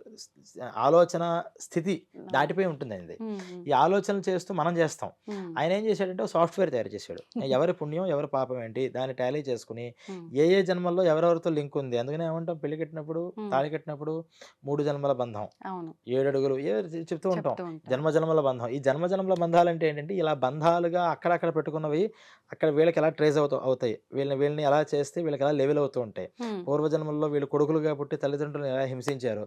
కాబట్టి ఈ జన్మల్లో వాళ్ళ కొడుకులుగా చేస్తే వీళ్ళలాగా రెస్పాన్స్ అవుతారు. ఈయన ఓకే. ఇంత ఆలోచించి అంత లిటిగేషన్ తీసుకొచ్చి ఇలా పెడతాడు. ఉమ్, ఒక్కళ్ళ గురించి ఆలోచిస్తే కాదు. మన పక్కన మనకు ఒక 50 మెంబర్స్ కుటుంబం ఉందంటే 50 మంది గురించి ఇలా ఆలోచించాలి. ఆ, 50 మంది పుణ్యపాపాలు ఇంకోళ్ళ మీద డిపెండ్ అయ్యి ఉండాలి. ఉమ్, ఇది మామూలు బ్రెయిన్ సరిపోదు. అవును. 100 కంప్యూటర్లు ఉన్నా చేయలేవు. అదే అందుకనే భగవంతుడు ఆ, అంత చమత్కారి. ఇది విని అర్థం ఇవన్నీ చేసుకోవడానికి కూడా మస్తు బుర్ర ఉండాలి. చాలా ఇన్ని రకాల ఆలోచనలు ఆయన మైండ్‌లో ప్రాతిపదిక పెట్టుకొని ఆ, ఇది ఎలాగా ఇలా చిటికేసే లోపల ఎన్నో జన్మలు పుడతాయి, ఎన్నో ఆ, జన్మలు అయిపోతూ ఉంటాయి. అవును. అలా సెకన్‌కి మారిపోతూ ఉంటే మారిపోయే లింకులతో ప్రకారం ఆయా గర్భాల్లో ప్రవేశిస్తూ ఉండాలి. కొంతమంది గర్భంలో ప్రవేశిస్తారు. హమ్మయ్య! నా కడుపు కాసింది అని అనుకుంటుంది. అనుకునే లోపే ఆ గర్భశోకం. అవునండి. కొంతమందికి బావుంది, బావుంది అంటే ఎంతకాలం నువ్వనుభవించాలి. ఆ లోపలి జీవి కూడా ఎంతకాలం వాడికి జ్ఞానం తెలుస్తుంది. తరుణమంతలో జ్ఞానం వస్తుంది. వచ్చిన తర్వాత హమ్మయ్య! నేనేదో కడుపులో వచ్చాను. కొంచెం మంచి కడుపు అయ్యేదా చెడు కడుపా అని లోపల నుంచి ఆలోచిస్తుంటాడు. అవన్నీ గరుడ పురాణాలు ఉంటాయి. హుహు. లోపల ఏం జరుగుతుంది? ఎక్కడ పడ్డాను అసలు నేను? హ్మ్. నాకేం తెలీదు కదా! ఎక్కడ పడ్డాను అని చూస్తే బయట నుంచి సౌండ్స్ అన్నీ వినిపిస్తూ ఉంటాయి లోపలికి. ఆ, ఎలా వినిపిస్తాయి అంటే ఆ అమ్మ యొక్క మనస్సు ద్వారా వీడి మనస్సుకి వస్తూ ఉంటాయి. ఫస్ట్ చెవులు, కాళ్ళు, ముక్కు ఏం రాకపోయినా హ్మ్, హ్మ్. అమ్మ యొక్క మనస్సు ద్వారా వీడి మనస్సులోకి ఆ ప్రేరణలు వస్తూ ఉంటాయి. ఓకే. నేను కొంచెం ఏదో కొంచెం దేవతా మంత్రాలు లేకపోతే సంగీతాలు ఇలాంటి సాఫ్ట్‌గా ఉన్నవి చూస్తే పోనీ నేను కాస్త దైవనామ స్మరణ కోసం వెతుకుతాడట ఫస్టు. హుహు. దేవుడితో సంబంధం ఉన్న దగ్గరే పుట్టానులే నేను అని ఆనందపడుతూ ఉంటాడు. హ్మ్. ఈ ఆనందం పడే లోపల టపక్కుమని వాడి ప్రాణం పోతుంది. ఇప్పుడు ఇక్కడ వీళ్ళ పాపం ఎక్కువ ఉండడం వల్ల ఇలా నెలల నిండా ముందే చనిపోవడాలు, పడగానే చనిపోవడాలు జరుగుతుంటాయా? గర్భం దాల్చిన స్త్రీ తల్లి వల్ల ఉండే పాపాల వల్ల ఇలా జరుగుతుందంటారా? ఇద్దరి యొక్క పాపం డిపెండ్ అయ్యి ఉంటుంది. హ్మ్. అంటే తల్లి పాపం ఇందాక మీరు చెప్పినట్టు అవును. ఎంత అనుభవించాలి అని వచ్చిన దాంట్లో హ్మ్. ఈ గర్భశోకం అనేది అనుభవించాలి అని తల్లికుంటుంది. ఆహా. వీడికి కూడా గర్భామృతం అంటే గర్భంలో ఉన్నప్పుడే మృతి చెందాలి. హ్మ్. గర్భమృతుడుగా అవ్వాలి అని ఒక పుణ్యంతో వాడు బయటికి బయలుదేరొస్తాడు. హ్మ్. ఈ జీవుడు ఈ గర్భంలోకే ఎందుకు వెళ్ళాలి హ్మ్. అనే దగ్గర మాత్రం వేరే జన్మల్లో వీళ్ళిద్దరికి లింక్ ఖచ్చితంగా ఉంటుంది. ఆ లింక్ ఉన్నప్పుడే ఇక్కడ ఈ ఇద్దరికి ఒక లిటిగేషన్ అనేది వస్తుంది. హ్మ్. దాన్ని కనిపెట్టి పెట్టిందే భగవంతుడు. ఇప్పుడు అందువల్లే ఒక ఆయనకి తెలుసున్న లెక్కలు మనకి తెలియవు. అందరి లెక్కలు సరిచేస్తూ ఉంటాడు మన ఆయన. ఆలోచనలకు కూడా అందవు. అందం. అయితే ఇప్పుడు ఒక కుటుంబ విషయంలోనే ఇలా ఉంటుందా? మనం నిత్యం కలిసే ప్రతి ఒక్క పర్సన్‌కి మనకి కూడా ఏదో జన్మలో ఏదో ఒక కనెక్షన్ ఉంటూనే ఉంటుందంటారా? అంటే కుటుంబ విషయం దానికేమన్నారంటే రుణానుబంధ రూపేణ పశు దార సుత ఆలయ అని. అంటే మెయిన్గా మనకు ఒక బాగా అటాచ్మెంట్ పెట్టుకుంటాను, లేకపోతే ఏదో రుణం ఉండిపోతాను, మనం వాళ్ళకి తీర్చాల్సిందో వాళ్ళు మనకి తీర్చాల్సిందో, అది ఏ రకంగా అయినా, డబ్బే కాదు ఏ రకంగా అయినా అది తీర్చుకోవడానికి ఫస్ట్ 4 బలమైన బంధాలు ఉంటాయి. అవి ఏంటంటే పశువులు, మనం పెంచుకునేటటువంటి ఇంట్లో ఆవులు కానీ, కుక్కలు కానీ, పిల్లులు కానీ, ఏదైనా కావచ్చు. దార అంటే భార్య, సుత అంటే సంతానం, ఆలయ అంటే మనం కట్టుకున్నటువంటి ఇల్లు, ప్రాపర్టీస్. ఇవన్నీ కూడా మనం ఖచ్చితంగా రుణం వల్ల, అనుబంధం వల్ల వస్తాయి. మిగతావన్నీ కూడా మనకి డైరెక్ట్గా సంబంధాలు ఉండవు, కానీ ఎక్కడో ఈ కేటగిరీకి సంబంధించిన వాళ్ళం అవుతాం. అంటే స్పోర్ట్స్ కేటగిరీ, స్పోర్ట్స్ అంటే ఇష్టమైన వాళ్ళందరూ అక్కడ స్పోర్ట్స్ దగ్గర, గ్రౌండ్స్ దగ్గర కలిసినట్టు, సినిమా అంటే ఇష్టం ఉన్న వాళ్ళంతా సినిమా హాల్ దగ్గర కలిసినట్టు, ఇలా మ్యాచింగ్ అయ్యే సంస్కారాలు ఉన్న వాళ్ళందరూ మన ముద్రకి వస్తూ ఉంటారు కొంతమంది. ఇది వాళ్ళందరికీ డైరెక్ట్గా మనకు సంబంధం ఉన్నాయా అని మనం ఆలోచించలేం. ఎందుకంటే ఇన్ని కోటాను కోట్ల మందిలో ఎంతమంది భూలోకం మీద ఉన్నారు. అట్ ఏ టైం ఇక్కడ భూలోకం మీద మనం అంతా ఉన్నప్పుడే మరి నరకంలో శిక్షలు అనుభవించే వాళ్ళు అక్కడ ఉన్నారు, ఇప్పుడు ప్రజెంట్ మళ్ళీ స్వర్గంలో ఉన్న వాళ్ళు ఉన్నారు. అసలు వాళ్ళు ఇంతకు మునుపు జన్మల్లో ఇక్కడికి ఎలా వచ్చారు, అక్కడికి ఎలా వచ్చారు, ఇవన్నీ ఆలోచిస్తే మైండ్ పిచ్చెక్కిపోతుంది, మనకు అర్థం కాదు కూడా. అందుకని ఈ కేటగిరీ వైజ్ గా మాత్రం ఖచ్చితంగా ఎక్కడో అక్కడ సంబంధం అనేది ఉంటుంది. కానీ డైరెక్ట్ సంబంధం భార్య, బిడ్డలు. ఎప్పుడైతే బిడ్డలు ఉన్నామో బిడ్డలకి కూడా తండ్రితో అదే సంబంధం ఉంటుంది. అంటే మనకి మరి ఇప్పుడు వీళ్ళ తల్లిదండ్రుల గురించి చెప్పలేదు కదండి ఇక్కడ. అంటే నీ తల్లిదండ్రులకి నీతో సంబంధం ఉందని చెప్పాము అంటే నీకు కూడా నీ తల్లిదండ్రులతో సంబంధం ఉన్నట్టే కదా. అలా ఈ గర్భాన్ని ఇచ్చిన వాళ్ళు, మనం ఈ మన గర్భంలో ఉండేవాళ్ళు, వీళ్ళు ఒక బలమైన సంబంధాలతో వస్తూ ఉంటారు అని చెప్తారు. అయితే ఇప్పుడు ఒక తల్లి గర్భంలోంచి జన్మించిన వాళ్ళు ఇద్దరు ఉంటే ఇద్దరు ఒకేలా ఉండటం చాలా కష్టం, ఉండరు కూడా చాలా వరకు. కానీ ఎక్కడో ఒక దగ్గర మనతో పోలిన వాళ్ళు, మన రూపంతో ఉండే వాళ్ళు 7గురు ఉంటారని చెప్పి అంటూ ఉంటారు. అది నిజంగా ఉంటారా? అలా ఉండటం వెనకాల దీనికి ఏమైనా సంబంధం ఉందంటారా? అంటే మీ ప్రశ్నలో 7గురు మనలాంటి వాళ్ళు ఎక్కడైనా ఉంటారా? ఉంటే గనక ఇప్పుడు మనం ఒకరితో ఒకరికి సంబంధం ఉంటేనే ఇలా కలుస్తామన్నారు కదా, అలా వాళ్ళకి ఏమైనా సంబంధాలు ఉంటాయా? రూపం బట్టినా? అలా ఏం లేదు. 7గురు మనుషుల పోన్ల వాళ్ళు మనుషులు ఉంటారు అనేది ఒక పెద్దల నుంచి చెప్తున్న నానుడు తప్పితే మనకి ప్రత్యక్షంగా ఎక్కడా కూడా ఏ పురాణంలోనూ ఇలా ఉంటారు అనేది ఎక్కడా లేదు. దానికి సాదృశ్యం అంటే కొన్ని పోలికలు కలుస్తాయి తప్పితే ఎగ్జాక్ట్గా ఇదే మనిషిలాగా 7గురు ఉంటారు అని ఎక్కడ మనకి కనిపించలా. కానీ మన పెద్దవాళ్ళు ఏం చేశారంటే, వాళ్ళు మరి ఎక్కడి నుంచి వచ్చిందో నాకు దాని విషయం ఎందుకు స్టార్ట్ అయిందో తెలియదు, కానీ చాలా చోట్ల 7గురు మనుషులు పోన్ల వాళ్ళు మనుషులు ఉంటారట అని చెప్తూ ఉంటారు. కానీ మరి ఉన్నారా లేదా అని మనం చూస్తే మరి ఇంత టెక్నాలజీ పెరిగింది కదా, మరి ఎప్పటికైనా మనం 7గురు కనిపించాలి కదా, తీసుకుని రాగలుగుతాం. కానీ అది సాధ్యమయ్యే విషయం కాదు, అది మనకి శాస్త్రీయమైన విషయం కాదు. వాళ్ళ అనుభవాల్లో ఎవరో ఇలా మనుషులు పోలిన వాళ్ళు ఉన్నారు కదా, ఇక్కడ మన మధ్యన మోడీ గారు లాగా ఎవరో ఎక్కడో కనిపించారని చెప్పారు. అలా కొంచెం పోలికలు ఉండేప్పటికీ ఇలా ఉంటారు అని 7గురు సంఖ్య చెప్పి ఉండాలి. వాళ్ళకి వీళ్ళకి ముందర ఎటువంటి సంబంధాలు ఉండవు. ఇంకోటి మీరు అడిగింది, గర్భంలో ఉన్నటువంటి ఇద్దరు పిల్లలు పుట్టినప్పుడు వీళ్ళకి ఎటువంటి సంబంధం ఉంటుంది? ఖచ్చితంగా కలిసి పుట్టే వాళ్ళకి ఎంత సంబంధం అంటే, కవల పిల్లలు అంటాం, ఆ కవల పిల్లలకి ఎంత అటాచ్మెంట్ ఉంటుందో ఒకే గర్భంలో జన్మ ఇస్తున్న వాళ్ళకి కూడా పూర్వజన్మలతో సంబంధం ఖచ్చితంగా ఉంటుంది, పూర్వజన్మలతో. అందుకనే ఈ సుత అనే శబ్దానికి కొడుకు అనేటటువంటి అర్థం తోబుట్టువును కూడా ఉంది. అందుకనే పెద్దన్నగారు అంటే తండ్రి లాంటి వారు, తండ్రితో సమానము అని చెప్పి తమ్ముళ్ళందరూ కూడా కొడుకుల్లాగా చూడాలి, వదిన అంటే అమ్మతో సమానం చెప్తూ ఉంటాం. ఎందుకు అంటే ఆ సుత అంటే పిల్లలు అంటే తమ్ముళ్ళ దగ్గర తర్వాత పుట్టిన వాళ్ళు ఎవరైతే ఉన్నారో అందరూ కూడా దాంతో సంబంధం అవుతారు. వీళ్ళు కూడా సంథింగ్ ఎక్కడో అక్కడ ఏదో రకమైన సంబంధాన్ని పెట్టుకునే వస్తుంటారు.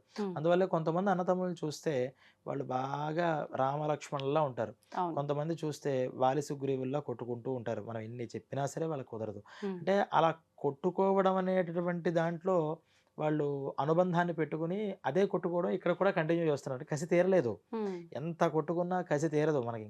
ఇంకా వాడిని ఏదో చేయాలని బాగా లోపల పెట్టేసుకుంటాడు. పాపం ఆ టైంలో టప్ మన ఒకసారి యాక్సిడెంట్ అయితే అయిపోతుంది. ఏ మైండ్ స్టేట్ లో ఉన్నాడో దాన్ని ఖచ్చితంగా మళ్ళీ ఫుల్ఫిల్ చేసుకోవడం కోసం ఇంకో జన్మ ఎత్తుతాడు.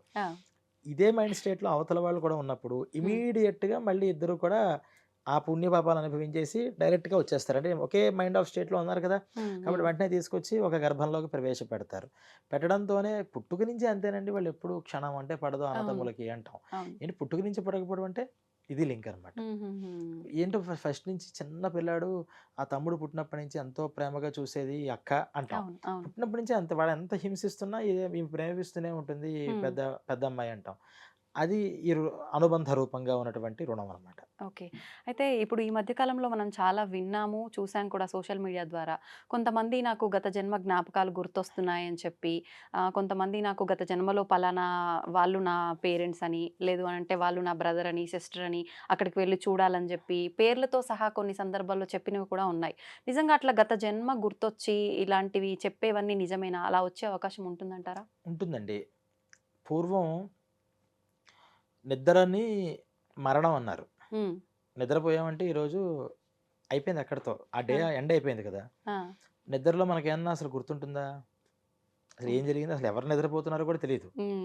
ఎప్పుడైనా కల వస్తున్నప్పుడు మాత్రం నేను కళను చూస్తున్నాను అంటాం. కల్లో కనిపించేది మనమే, కానీ మనకేంటంటే ఫీలింగ్ నేను ఏదో సినిమా చూస్తున్నట్టు చూస్తున్నాను, కానీ కల్లో కూడా నేను నాకు ఇలా జరుగుతోంది. ఈ నాకు అనే స్పృహ ఉంటుంది తప్పితే ఏది కూడా గుర్తుండదు. అక్కడితో అయిపోయింది నిద్ర. నిద్రలో ఏం జరుగుతుందంటే ఈ సూక్ష్మ శరీరము అనేటటువంటిది ఆయా లోకాలకి వెళ్ళి సంచరించి వస్తూ ఉంటుంది అని కూడా కొంత పురాణ ప్రమాణాలు ఉన్నాయి. అంటే ఈ రోజు తను చేసినటువంటి పుణ్యపాప కర్మలు ఏవైతే ఉన్నాయో ఈ జీవుడు నిద్రిస్తున్నప్పుడు ఇక్కడి నుంచి ఒకసారి సూక్ష్మ శరీరంగా అక్కడికి వెళ్ళి తను చేసినటువంటి డైలీ అకౌంట్ అంతా కూడా చేతులు కట్టుకుని అప్పు చెప్పి వచ్చేస్తట. ఆ విషయం మనకి తెలుసా అంటే మనకు తెలియదు, కానీ జీవుడు చేస్తాడు ఆ పని. ఎక్కడికి వెళ్తాడు అంటే ఆయన ఎక్కడికో ట్రావెల్ చేసుకుంటూ రాకెట్ వెళ్ళింటే పైదాకా వెళ్ళక్కల్లా. అంటే ఆ స్టేట్ భగవంతుడితో, అంటే ఈ చిత్రగుప్తుడు అనేటటువంటి ఆయన దగ్గరికి ఆయనకి ఎలా కనెక్ట్ అవ్వాలో ఆ జీవుడికి తెలుసు. ఆ ఛానల్ నేను మీతో ఫోన్లో మాట్లాడాలి అంటే మీ పక్కకు వచ్చి లేకపోతే మీ ఇంటికి వచ్చి నేను మాట్లాడక్కర్లేదు, ఇక్కడ కూర్చొని నేను మాట్లాడతా. నాకు ఛానల్ తెలిస్తే, ఇది తెలియకపోతే ఫోన్ నా చేతిలో ఉన్న నాకేం వినిపించట్లేదు పరిగెత్తుకుంటూ మీరు ఎక్కడ ఉన్నారో అక్కడికి వస్తుంటా. అలా జీవుడికి ఆ ఛానల్ తెలుసు కాబట్టి చిత్రగుప్తుడితో కనెక్ట్ అయ్యి పుణ్యపాపాలు చెప్పొస్తూ ఉంటాడు అంటారు. మనమే చెప్పుకుంటాం, ఎవరికి వాళ్ళం. ఇది కూడా ఉంది దాంట్లో. ఇలాంటి సమయాల్లో ఏమవుతుందంటే ఖచ్చితంగా ఒక్కసారి ఆ ఛానల్లోకి ప్రవేశించిన తర్వాత అప్పుడప్పుడు డిస్టర్బెన్సెస్ వస్తూ ఉంటాయి. మనకి కేబుల్ టీవీలో రాదు, మనం ఒక ఛానల్ చూస్తుంటే వేరే ఛానల్ వచ్చేస్తుంది. ఎందుకు వచ్చింది అని మీరు ఏ టెక్నీషియన్ అడిగినా ఏదో సంథింగ్ ఏదో జరిగిందండి అంటాడు అంతే. అలా కొంత డిస్టర్బెన్స్ వచ్చినప్పుడు ఏమవుతుందంటే ఒక్కసారిగా వెళ్ళి అక్కడ చెప్పుకుని రావాల్సింది అలా మరల్చి గత జన్మల్లోకి కొన్ని వాసనలు వచ్చే అవకాశం ఉంది. కొంతమందికి ఏంటంటే ఇది కళల్లో వచ్చేది. పుట్టుకతోనే పూర్వ ప్రజ్ఞ అంటారు. అంటే గతంలో చాలా ఒక ఏకాగ్రతతో ప్రతి విషయాన్ని మనస్సులో బాగా పెట్టుకోవడం కనుక పెట్టుకుంటే మరణించిన తర్వాత కూడా ఆ జీవికి అదే ఎబిలిటీస్, అదే మెమరీ ఉండిపోతుంది. దానివల్ల మెయిన్ విషయాలు చాలా వరకు అతనికి మెమరీలో ఉండి అది ఇన్ని పుణ్యపాపాలు అనుభవించిన తర్వాత జన్మకి కూడా మళ్ళీ ట్రాన్స్ఫర్ అయ్యే అవకాశం ఉంటుంది. అప్పుడు ఏంటి, పుట్టిన వెంటనే వాళ్ళు మనం కొంతమంది చెప్తూ ఉంటాం, వాళ్ళు పుట్టిన వెంటనే వాళ్ళు చాలా గొప్పగా ప్రవర్తించారు, అవన్నీ చెప్పారు, ఆ ప్లేసెస్ చూపించారు, అక్కడికి వెళ్ళారు, నిజంగా వీళ్ళు చెప్పినట్టే జరిగింది, ఇతనికి ఆ సంబంధంతో లేదు, చిన్న పిల్లాడు చెప్పేది అని. మరి నమ్మాల్సిందే కదా. ఎందుకు ఇలా జరుగుతుంది అంటే అంత మెమరీతో ఉండడం వల్ల పూర్వజన్మలలో ఇది జరుగుతుంటుంది. మీకు ఇంకా విషయం ఏంటంటే ఈ చాలామందికి మీరు ఇప్పుడు మన వీడియో చూస్తున్న వాళ్ళల్లో కూడా చాలా కుటుంబాలలో ఖచ్చితంగా అంటే 100కి 5% కుటుంబాల్లో ఈ అనుభవాలు వాళ్ళ పెద్దవాళ్ళు ఎవరికైనా ఉంటుంది. యమభటుల్ని చూశారు, కల్లో కనిపించారు, ఇలా ముందుకు వచ్చినట్టు అనిపించింది అని చెప్పి. అంటే వీళ్ళు ఖచ్చితంగా మరి కనిపిస్తూ ఉంటారు. అంటే వాళ్ళు ఉన్నారు అని వాళ్ళు ఎప్పుడు ఒకడు చెప్తే అబద్ధం, ఇద్దరు చెప్తే అబద్ధం. ఖచ్చితంగా ప్రతి ఇళ్లలోనూ ఎవరో పెద్దవాళ్ళు అరే వాళ్ళు కనిపించారా అని ఆ మర్నాడో లేకపోతే ఆ ముందర రోజో లేకపోతే తర్వాత రోజో ఎవరో పోతారు అక్కడ. ఇది కూడా వాళ్ళ దాంట్లో వాళ్ళు చెప్తారు అనుభవాల్లో. ఇలా యమభటులుని వీళ్ళు ఎలా చూడగలిగారు ఇక్కడి నుంచి అంటే అది కూడా బై మిస్టేక్ జరుగుతుంది. మరి దేవుళ్ళు కదండి అలా దేవుడు కూడా మిస్టేక్ చేస్తాడు. వాళ్ళు హ్మ్. దేవతలు. మనం గుర్తుంచుకోవాల్సింది ఏంటంటే, నీకన్నా కొంచెం ఎబిలిటీ ఉంది హ్మ్. వాళ్ళకి, దేవతలకి. దేవుడు వేరు. ఆయన ఆల్మైటీ. ఆయనకసలు ఇంకా తప్పు, ఒప్పు, హ్మ్. తక్కువ, ఎక్కువ ఏమీ లేవు. ఆ! అది వేరు. ఈ దేవతలు అనేవాళ్ళు ఎవరంటే, మనకన్నా ఎక్కువ జ్ఞానం, మనకన్నా ఎక్కువ ఎబిలిటీస్ ఉన్నవాళ్ళు. హ్మ్. అంత మాత్రాన వాళ్ళు 100 మిస్టర్ పర్ఫెక్ట్స్ అంటే కాదు. అంటే వాళ్ళు ఒకానొక జన్మలో మనలాగా మానవుల్లా పుట్టి మంచి ఖచ్చి కార్యాలు చేయడం వల్ల అలా మారిన వాళ్ళా? అంతే.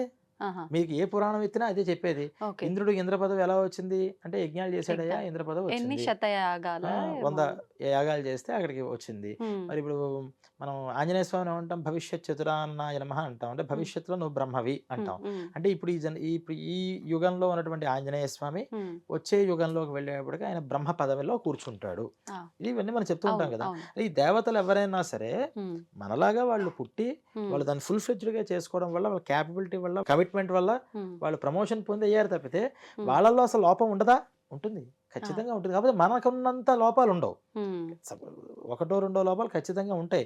ఉన్నాయి కాబట్టి దేవతలయ్యారు. లేకపోతే వాళ్ళు కూడా దేవుళ్ళైపోయారుగా. హ్మ్. వాళ్ళు కూడా దేవుడే.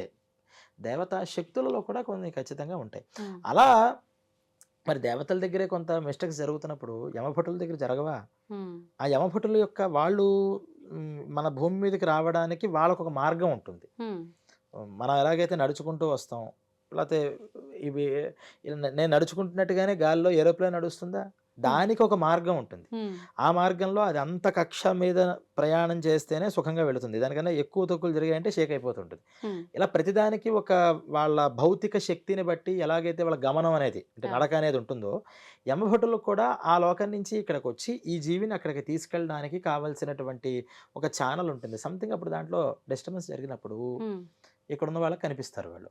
ఆహాహా! అందరికి కనిపిస్తారా అంటే కొంతమంది ఆ టైంకి ఎవరికి కనిపించాలో వాళ్ళకి కనిపిస్తారు. హ్మ్. కనిపించిన తర్వాత ఆ మర్నాడు ఎవరికో ఇలా జరిగిందండి, వచ్చిందండి మనం వింటూ ఉంటాం.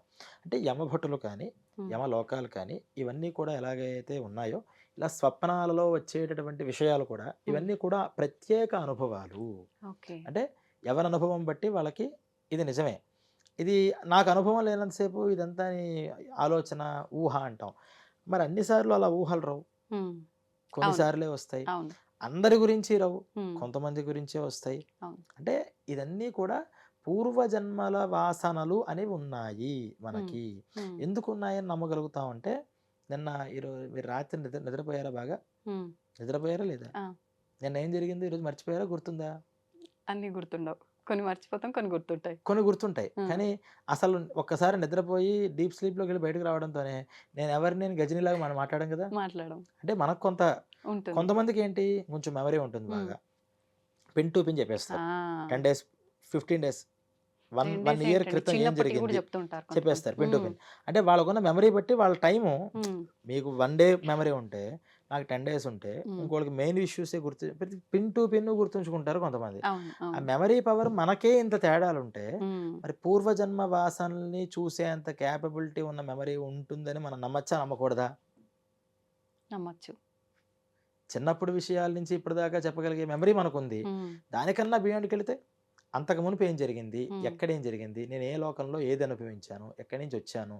అని దాన్ని కూడా గుర్తుంచుకునేంత మెమరీ పవర్ గనక ఉంటే, హ్మ్. అంటే మెమరీ అనేది బా ఫిజికల్‌గా ఉన్నది కాదు. హ్మ్. అది మన సంప్రదాయం చెప్పేది. అవును. బ్రెయిన్‌లో మెమరీ ఉంటుంది. ఆ బ్రెయిన్ ద్వారానే ఇది జరుగుతుంది అని చెప్పదు. హ్మ్. బ్రెయిన్‌లో మెమరీ వాస్తవంగా జీవికి ఉన్న మెమరీ ఇక్కడ భాసిస్తూ ఉంటుంది. అంటే ఆ! మనకి కనిపిస్తూ ఉంటుంది ఈ బ్రెయిన్ ద్వారా. హ్మ్. అంత మాత్రాన బ్రెయిన్ డెడ్ అయిపోయినంత మాత్రాన తనలో ఉన్న మెమరీ లేనట్టు కాదు. హ్మ్. యాక్టివ్‌నెస్ అవ్వదు. అంటే ఓకే. మెమరీ ఉంటుంది కానీ అది యాక్టివ్ అవ్వదు. అంటే హ్మ్. కరెంట్ అనేది మెమరీ అనుకుంటే, లైట్ అనేది బ్రెయిను. హ్మ్. లైట్ ఊరికే ఉంటే మనకి వెలుతురునిస్తుందా? ఈ మెమరీ ఉండాలి. హ్మ్. కానీ లైట్ తీసేసాం. కరెంట్ ఉందా? లేదా? హ్మ్. ఉంది. ఈ లైట్ అనేది ఎలాగైతే కరెంట్‌ని మనకి కనిపించడానికి ఉపయుక్తం అవుతుందో, అవును. అలాగే మెమరీ అనేది ఈ హ్మ్. బ్రెయిన్ మనకి కనిపించడానికి ఉపయుక్తం అవుతుంది ఆ! అని చెప్పారు. ఓకే. అయితే ఇప్పుడు మనం చేసుకున్న కర్మలను బట్టే, గత జన్మలో చేసిన పనులను బట్టే ఇంకొక జన్మ తీసుకుంటున్నాం. అది ఏ రూపంలో అయినా తీసుకోవచ్చు, మానవ రూపంలో అయినా తీసుకోవచ్చు. ఎంత సమయం పడుతుంది ఏంటి మనకు తెలీదు. అయితే ఈ తీసుకునే ప్రాసెస్‌లో మనం స్వర్గానికైనా ఎళ్ళొచ్చు, నరకానికైనా ఎళ్ళొచ్చు. ఇప్పుడు ఆల్రెడీ ఇక్కడ కొన్ని కర్మలు మనం చేసిన తప్పుకు సంబంధించి ఏదో దానాలు ధర్మాలు చేసి కొంచెం అందులోంచి తగ్గించుకునే ప్రయత్నం చేస్తాం. మిగిలిన దాంట్లో నేను కొంచెం పుణ్యం చేశా, కొంచెం పాపం చేశా. మరి ఇప్పుడు నేను స్వర్గానికి వెళ్తానా, నరకానికి వెళ్తానా రెండిట్లో? అదే మన డెసిషన్ బట్టి ఉంటుంది. హ్మ్. అంటే మన డెసిషన్ అంటే మన బిహేవియర్ బట్టి. హ్మ్. ఇక్కడ నీకు ఒక ఆప్షన్ ఇచ్చాడు. అంటే ఒక క్లారిటీగా మాట్లాడుకుంటే, నీ దగ్గర ఒక రూమ్ నిండా పాపం, హ్మ్. ఒక రూమ్ నిండా పుణ్యం. ఇదంతా అనుభవించాలి హ్మ్. మనం. యాహ్! భగవంతుడు అనే ఆయన ఇక్కడ కూర్చున్నాడు. హ్మ్. ఆయన ఏం చేశాడంటే, అరే నువ్వంత అనుభవించాలి. హ్మ్. ఇంత అనుభవించాలంటే నువ్వు డైరెక్ట్‌గా అసలు అన్ని కష్టాలు అనుభవిస్తావా? హ్మ్. అన్ని సుఖాలు అనుభవిస్తావా? హ్మ్. జనరల్‌గా ఏమంటారు అందరూ? నాకు సుఖాలే అనుభవించేస్తానండి వరుసగా. అంతే. కానీ సుఖాలన్నీ అనుభవించిన తర్వాత కష్టాలంటే చాలా ఇబ్బంది అయిపోతుంది. హ్మ్. అలా కాదని కష్టాలంటే చెప్పినంత సులువు కాదుగా. అవును. ఒక్కరోజు ఒక నొప్పొస్తేనే తట్టుకోలేం. బ్రతికిన 80 సంవత్సరాలు ఏదో ఒక నష్టము, కష్టము అని ఒక క్షణం కూడా మనం వదలపెట్టకుండా మనల్ని ఎవరో ఒకళ్ళు పొడుస్తూ ఉంటే అవును. తట్టుకోగలమా? అస్సలు. నా వల్ల కాదండి. 2 మిక్స్ చేసి హ్మ్. కొంచెం సుఖం రావాలి. ఆ సుఖం బావుంది అని కొంచెం దుఃఖం. ఈ సుఖం అనుభవం కొంత ఉంటుంది కదా! ఆ! ఈ దుఃఖం వెంటనే మనకి ఎఫెక్ట్ ఇవ్వదు. ఓకే. భగవంతుడు ఎంత కరుణామయుడో చూడండి. అవును. అవును. సుఖం అంటే ఒకరోజు గంట సేపు హాయిగా నిద్రపోయి ఏసీలో వచ్చాడు బయటికి. హ్మ్.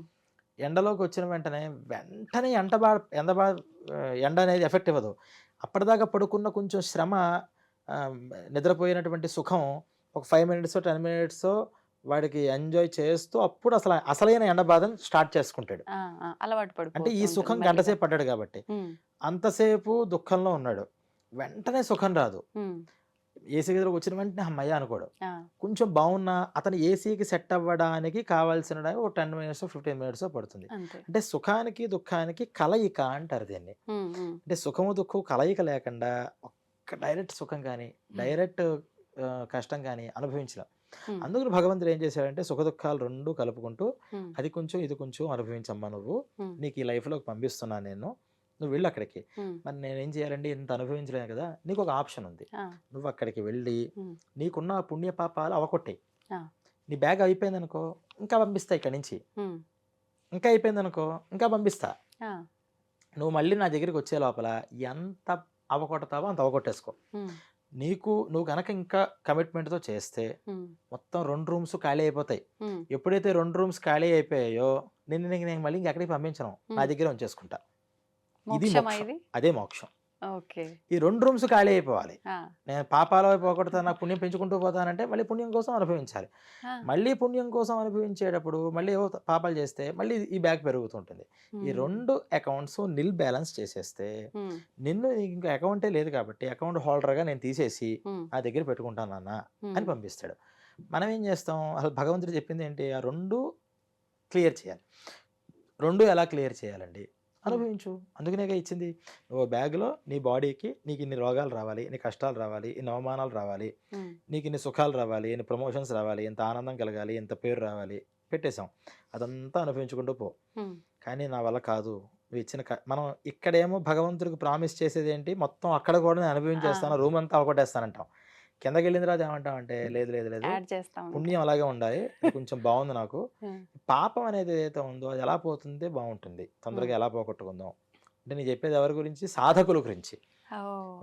పాపాత్ముల గురించి కాదు. పుణ్యాత్ముల గురించి. ఆ! అందుకని ఆ పుణ్యం అలా ఉంచి ఫస్ట్ పాపాన్ని పోగొట్టుకునే మార్గం చూద్దామని చాలామంది ఏం చేస్తారు? పాపాన్ని పోగొట్టుకోవడానికి ఎన్నో దానాలు, ధర్మాలు, గుళ్ళు, గోపురాలు, నదీ తీర్థాలు, తీర్థయాత్రలు, క్షేత్రయాత్రలు అన్నీ హ్మ్. చేసి హ్మ్. ఆ పాపాన్ని కడుక్కుంటుంటారు. ఇక్కడ క్లియర్ అవుతూ ఉంటుంది, వస్తూ ఉంటుంది. క్లియర్ అవుతూ ఉంటుంది, వస్తూ ఉంటుంది. కొన్ని పుణ్యకర్మలు ఏంటంటే పాపాన్ని పోగొడతాయి, పుణ్యాన్ని కూడా పెంచుతూ ఉంటాయి. హ్మ్. కొన్ని కర్మలు ఓన్లీ పాపాన్ని మాత్రమే పోగొడతాయి. పోగొడతాయి. హ్మ్. అలాంటివి చేయడం వల్ల అటు పుణ్యం కూడా పెరుగుతూ ఉంటుంది. చక్కగా అంతా అనుభవించాడు. హ్మ్. ఈ జన్మంతా ఏమైంది? ఈ పాపాన్ని కడగటమే కడుక్కోవడంలోనే సరిపోయింది. సరిపోయింది. ఆ! అప్పుడు నెక్స్ట్ జన్మ ఏం చేస్తాడంటే, "అరేయ్! నువ్వు చాలా శ్రమ పడ్డావురా. హ్మ్. అదేమో అకౌంట్ బాగా పెరిగిపోయింది. ఇది బాగా తగ్గిపోయింది. హ్మ్. లెవెల్ అవ్వాలి కదా!" ఉండాల్సిందే లెవెల్. భగవంతుడేంటంటే లెవెల్ అది. నువ్వు హ్మ్. 2 సమానంగా అనుభవించు. ఆ! 2 నిల్‌గా సమానంగా అయితే మొత్తం అవగొట్టేసేయి. లేదా లెవెల్ పెడుతూ ఉండు. హ్మ్. అందుకని నీకు నెక్స్ట్ జన్మ ఏం చేస్తానంటే, కొంచెం ఎక్కువ పాపాలు అనుభవించే జన్మొద్దు. పుణ్య జన్మ ఇస్తాను నీకు. అంటే ఎక్కువ ఎప్పుడు సంతోషంగా, ఇప్పుడు సుఖం. కుటుంబంలో సఖ్యత మనం అలా చూస్తుంటాంగా. హ్యాపీగా ఉంటారు. అసలు వాళ్ళు ఏమి చేయరు. అవును. కాలు మీద కాలేసి కూర్చుంటారు. అన్నీ వ్యసనాలే. హ్మ్. హ్మ్. కానీ చాలా ఆనందంగా ఉంటారు. ఉమ్, ఆ పక్కనే వాడు ఏమనుకుంటాడంటే, నేను ఇన్ని పుణ్యాలు చేస్తున్నాను, నా జీవితం ఇలా అయిపోయింది. వాడు చూస్తే ఒక అన్ని పాపకరులే, అవును. వాడేంటి ఇంత ఆనందంగా ఉన్నాడు అని ఉమ్, కానీ వాడు వచ్చింది దేనికోసం? పుణ్యం అది అనుభవించడం అనుభవించడానికే కోసమే. వచ్చాడు. ఉమ్, మనం వాడితో పోలిక పెట్టుకోకూడదు. ఉమ్, వాడితో పోలిక పెడితే మనం ఇక్కడ నష్టపోతాం. అవును. ఇలా అనుభవిస్తాడట. వీడేం చేస్తాడు, ఈ పాపం పుణ్యం ఇప్పుడు అనుభవించు, ఇక ఈ ఆ, పుణ్యం అనుభవించు అనే దగ్గర ఉమ్, వాడు మర్చిపోయేది ఏంటంటే, పుణ్యం ఒక్కటే అనుభవిస్తే పర్వాలా, ఈ అనుభవించే తరుణంలో మళ్ళీ కొన్ని పాపాలు ఆ, వేసుకుంటాడు. నేను ఇదే అడగాలనుకున్నా. మళ్ళీ కొన్ని పాపాలు వేసుకుంటాడు. ఈ పాపాలు అంటే పుణ్యం అనుభవించడం, పాపం వేసుకోవడం అంటే ఏంటి అని అంటే, ఉమ్, మంచి భార్యనిచ్చాడు, ఆ, చక్కగా భార్యతో ఆనందంగా ఉండు, పిల్లల్నిచ్చారు, పిల్లలతో ఆనందంగా ఉండు, ఉమ్, ఇది పుణ్యం. కానీ మంచి భార్యను ఎప్పుడైతే ఇచ్చాడో, వీడేం చేస్తాడంటే, ఆ భార్య కాకుండా వేరే స్త్రీలు అనేటటువంటి ఇల్లీగల్ అఫైర్ స్టార్ట్ చేస్తాడు. ఆ, ఇది ఏమవుతుంది? పాపం. కానీ పుణ్యాన్ని అనుభవిస్తున్నాడా లేదా? అక్కడ అవును. సుఖాన్ని అనుభవిస్తున్నాడు. ఉమ్, ఉమ్, పుణ్యం అవుతోంది, కానీ పాపం కూడా పెరుగుతోంది. పెరుగుతుంది. పిల్లలు, ఉమ్, ఆ పిల్లలేమో పాపం ప్రేమగా వీడితో ఉంటూ ఉంటే, అస్తమాని ఈ పిల్లలు ఏమైనా తలకాయ నొప్పిగా ఉన్నా వాళ్ళు ఉమ్, విసుక్కుంటూ ఉంటాడు, అవును. కొడుతూ ఉంటాడు, వాళ్ళని దూరం పెడుతూ ఉంటాడు. ఉమ్, దూరం పెట్టడం వల్ల నా పిల్లల్ని పెట్టాను, వాళ్ళు దెబ్బకి అంటే కొంతమంది శాడిస్టులు ఉంటారు. అవును. ఈ శాడిస్టులకు ఆనందపడతారు. వాళ్ళు ఉమ్, పక్క వాళ్ళని బాధ పెడితే వాళ్ళకి కలిగేది ఆనందమే. అవును. ఈ ఆనందం దేని వల్ల వస్తుంది? ఈ ఉమ్, పుణ్యం వల్ల వస్తుంది. ఆ, వాడు అది అనుభవించడానికి వచ్చాడు, ఉమ్, చక్కగా అనుభవిస్తున్నాడు, ఉమ్, ఆనందపడుతున్నాడు, కానీ పక్కవాడు బాధపడుతున్నాడు కదా, ఇదంతా మళ్ళీ పాపం కింద పెరుగుతుంది. ఉమ్, ఇదంతా కంప్లీట్ చేసి జన్మ అయిపోయింది, మళ్ళీ పైకి వెళితే అకౌంట్ రివర్స్ అయిపోయింది. ఉమ్, పాపం ఏమో అంత పెరిగింది, పుణ్యం ఏమో తగ్గిపోయింది. ఉమ్, ఇదేంటంటే అంటే, అరే నీకేం చెప్పాను రా నేను, ఆ ఉమ్, పుణ్యం అనుభవించుకోరా నాయనా, దాన్ని తర్వాత నీకు లెవెల్లో ఇస్తానంటే నువ్వు వెళ్ళి మొత్తం దాన్ని జీరో చేసేసుకున్నావు, దీన్నేమో 100% చేసావు, ఇప్పుడు ఈ రూమ్ అంతా నిండింది, ఉమ్, నీకు మళ్ళీ పుణ్యజన్మ కాదు, మళ్ళీ పాపిష్టి జన్మిస్తాను, మళ్ళీ వెళ్ళి అంటాడు. ఉమ్, ఇంకా అన్ని దరిద్రాలే, వాడు ఏం ముట్టుకుంటే భస్మం అయిపోతుంటుంది. ఇక అన్ని పిల్లలు అందరూ రాళ్లతో కొడతారు, ఉమ్, కొట్టి చంపేస్తారు. ఉమ్, నడి రోడ్డు మీద కుక్క చావు అంటాం కదా, ఈ కుక్కల్లాగా పుట్టి లారీ గుద్ది గుద్ది గుద్ది దాని మీద వెళ్ళి పేస్ట్ అయిపోయి ఎముకలతో సహా, అది పేస్ట్ చివరి దాకా కూడా ప్రాణం పోయేదాకా కూడా ఆ నొప్పిని అనుభవిస్తూనే ఉంటాడు. ఘోరమైన చావు. ఘోరమైన చావు అనమాట. ఉమ్, ఇవన్నీ దీని మీద వస్తాయి. ఇదంతా వెళ్ళిన తర్వాత మళ్ళీ క్లియర్ చేసుకున్నట్టయితే ఇంతే, ఉమ్, ఇంకా అది పెరుగుతుంది. అదే అదేదో సినిమాలో చూపించినట్టుగా ఇలా నొక్కుతుంటే శవం లేస్తూ ఉంటుంది, మళ్ళీ పడుతూ ఉంటుంది, ఇంత అనమాట.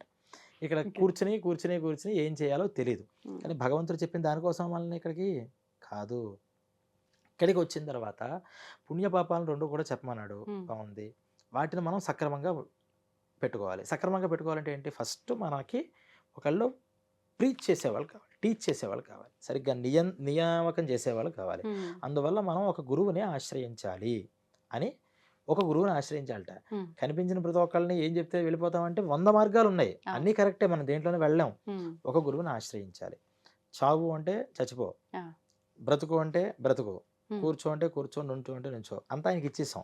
ఆ, ఆ పుణ్య పాపాలు ఎవరి మీద వస్తాయి? ఆయనకే వస్తాయి. మనల్ని ఉమ్, ఒకవేళ రాంగ్ వేలో లీడ్ చేస్తే తీసుకెళ్తే ఆ, ఆ పాపం మనకు లేదు. ఎందుకంటే ఆయన మీద నమ్మకంతో ఆయన చెప్పాడని చేశాను, అవును. నాకేం దాంట్లో ఎటువంటి స్వార్థము లేదు. ఉమ్, అప్పుడు ఏమవుతుంది? ఆ పుణ్య పాపాలన్నీ ఆయన మీద పడతాయి, మన మీద ఉమ్, పడవు. ఉమ్, అందువల్ల ఆయన్ని, ఒక గురువు అనేటువంటి ఆయన పట్టుకుని, "ఓ, నువ్వు ఇలా వెళ్ళరా, నువ్వు ఇలా చెయ్యి, ఇలా చెయ్యి" అంటే ఆ ప్రకారం మనం అడుగులు వేసుకుంటూ వెళ్ళిపోతే ఉమ్, కొంత జ్ఞానం, అంటే కొన్ని కొన్ని ప్రాక్టికల్స్ మనం చేయగా మనకు ఒక మైండ్ సెట్ వస్తుంది. ఉమ్, ఓ, ఇన్ని పుణ్యపాపాలు ఉన్నాయి, ఇక్కడ నేను అనుభవించాలి, సరే పుణ్యం ఎలాగో అనుభవిస్తాం. ఈ పుణ్యాన్ని పోగొట్టుకోవాలంటే ఎలాగా అంటే, ఈ పుణ్యకర్మ అంతా నాది కాదు అనుకుంటే చాలు. ఆహా, ఎంత సింపుల్ తెలుసా మీకు? ఉమ్, పుణ్యం కానీ పాపం కానీ నాది కాదు, ఉమ్, చాలా సింపుల్ ఇది. ఎలా? ఇదే, ఉమ్, ఈ పుణ్యం పాపం నాది. నాది. అంటే నేను కష్టపడితే ఉమ్, ఇది వచ్చింది, నేను ఎంతో కష్టపడ్డాను కాబట్టి జరిగిందని అనుకుంటున్నాను కదా ప్రతి అవును, దగ్గర. అవును, అవును. ఇది నాది కాదురా నాయన, అసలు నాదేం లేదు, ఉమ్, జస్ట్ అలా జరిగింది అంతే, బై యాక్షన్ ఇవన్నీ వెళ్ళిపోయాయి. ఆ, అసలు నేను అనుభవించేవాడిని కాదు, నేను చేసేవాడిని కాదు, దీని మీద నాకు అసలు ఎటువంటి అటాచ్మెంట్ లేదు, ఆ, నేను అన్నిటినిచ్చి నేను విముక్తి. దూరంగా ఉన్నవాడిని ఉమ్, అని వాడు ఫీల్ అవ్వగలిగితే, ఉమ్, ఆ ఒక్క క్షణం దాన్నే జ్ఞానం అంటారు. అది ఒక్కసారి రావడంతో ఏమవుతుందంటే, ఈ అటాచ్మెంట్ తెగిపోతుంది, ఉమ్, సన్న దారం అది. అది తెగిపోయిన వెంటనే ఇప్పుడు ఆ రూమ్స్ ఏమైపోయాయి? ఉన్నాయి అక్కడే, అవును. కానీ ఇతనికి సంబంధం లేదు. ఉమ్, టక్మని తీసుకున్నాడు, భగవంతుడు ఆయన దగ్గర పెట్టేసుకున్నాడు. ఓకే. మీకు అర్థమైందా? ఆ, ఆ, ఆ రూమ్స్కి, పుణ్యపాపాలు అనేటువంటి 2 రూమ్స్కి ఉన్నాయి. ఉమ్, ఈ జీవుడికి సంబంధం ఎక్కడుంది? ఆ, ఇది నాది అని అనుకోవడంలో ఇది మమకారం అంటారు, అవును, అవును. ఇది నేను అనుభవిస్తున్నాను ఉమ్, అహంకారం అంటారు. అహంకార మమకార రూపంగా ఆ థ్రెడ్స్తో కట్టాడు ఇలాగ ఆయన. నువ్వు ఈ థ్రెడ్స్ని వదిలేసి ఎంత అనుభవిద్దామన్నా అది బావిలో నీళ్ళలాగా ఊరుతూనే ఉంటుంది. అవును. ఈ 2 థ్రెడ్స్‌ని గమనించి ఓహో! ఇక్కడుందా సీక్రెటు.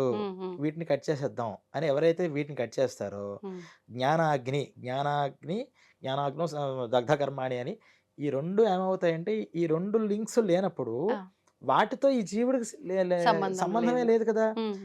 అంటే 2 రకాలు. ఒకటి అవన్నీ అనుభవించి జీరో బ్యాలెన్స్ చేసుకుని భగవంతుడి దగ్గరికి వెళ్ళిపోవడం ఒక పద్ధతి. రెండోది వాటితో మనకున్న లింక్‌ని కట్ చేసుకుంటే సరిపోతుంది కదా! అది అసలు ఎవరి వల్ల కాదు. మొత్తం జీరో అనేది ఎవ్వరి వల్ల కాదు. ఏం చేయాలి? దానికి ఆ పుణ్య పాపాలకి మనకి ఉన్నటువంటి లింక్‌ని కట్ చేసేసుకుంటే ఎప్పుడైతే లింక్ లేదో నాకు ఎంత అకౌంట్ ఉందో నాకు దాంట్లో పుణ్యం ఉన్నా పాపం ఉన్నా అంతా నాకు సంబంధం లేదు. నేను వదిలేసా. ఎవరిది అది? అంతా భగవంతుడిది. అంతే. ఆయన అకౌంట్లో పడిపోయింది. ఆయన ఏం చేస్తాడంటే నాకు ఇవన్నీ ఎక్కడ పడతాయిరా నాయన ఇవన్నీ భస్మం అంటాడు.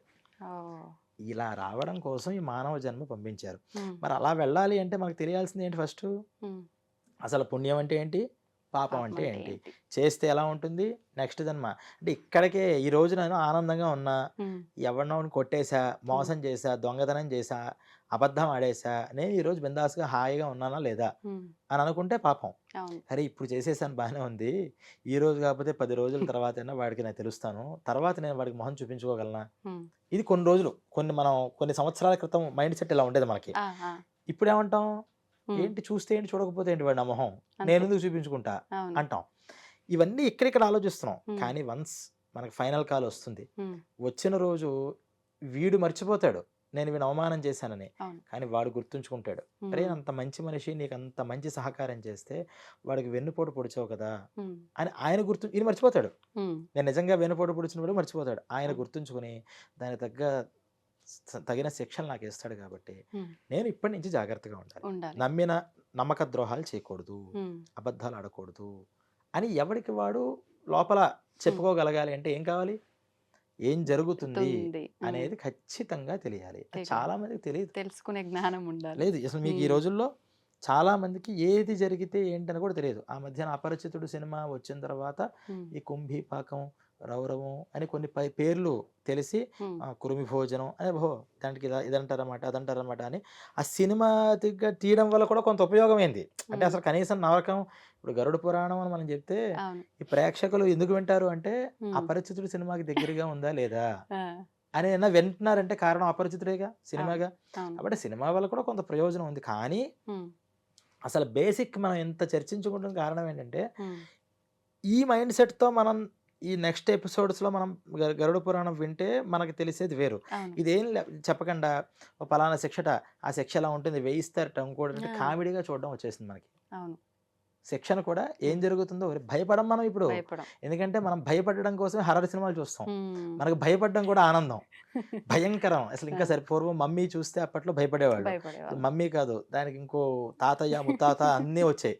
ఎన్ని వచ్చినా సరే భయపడే రోజుల్లో డబ్బులు ఇచ్చి సరదాగా ఇంకా ఎక్కువ ఎవరు భయపడతారని భయపడడం కోసం సినిమాలకు వెళ్ళే రోజుల్లో ఉన్నాం. ఇప్పుడు ఈ నరకాల గురించి చెప్తే ఎవరైనా భయపడతావా? లేదు. సినిమాలు అంటారేంటి హారర్ హౌసెస్ అని చెప్పి, హారర్ హౌసెస్ దాంట్లో అంటే ఇంకా సాహసం పూర్వం సాహసం, ఇప్పుడు భయానకం. అది దాని పేరు.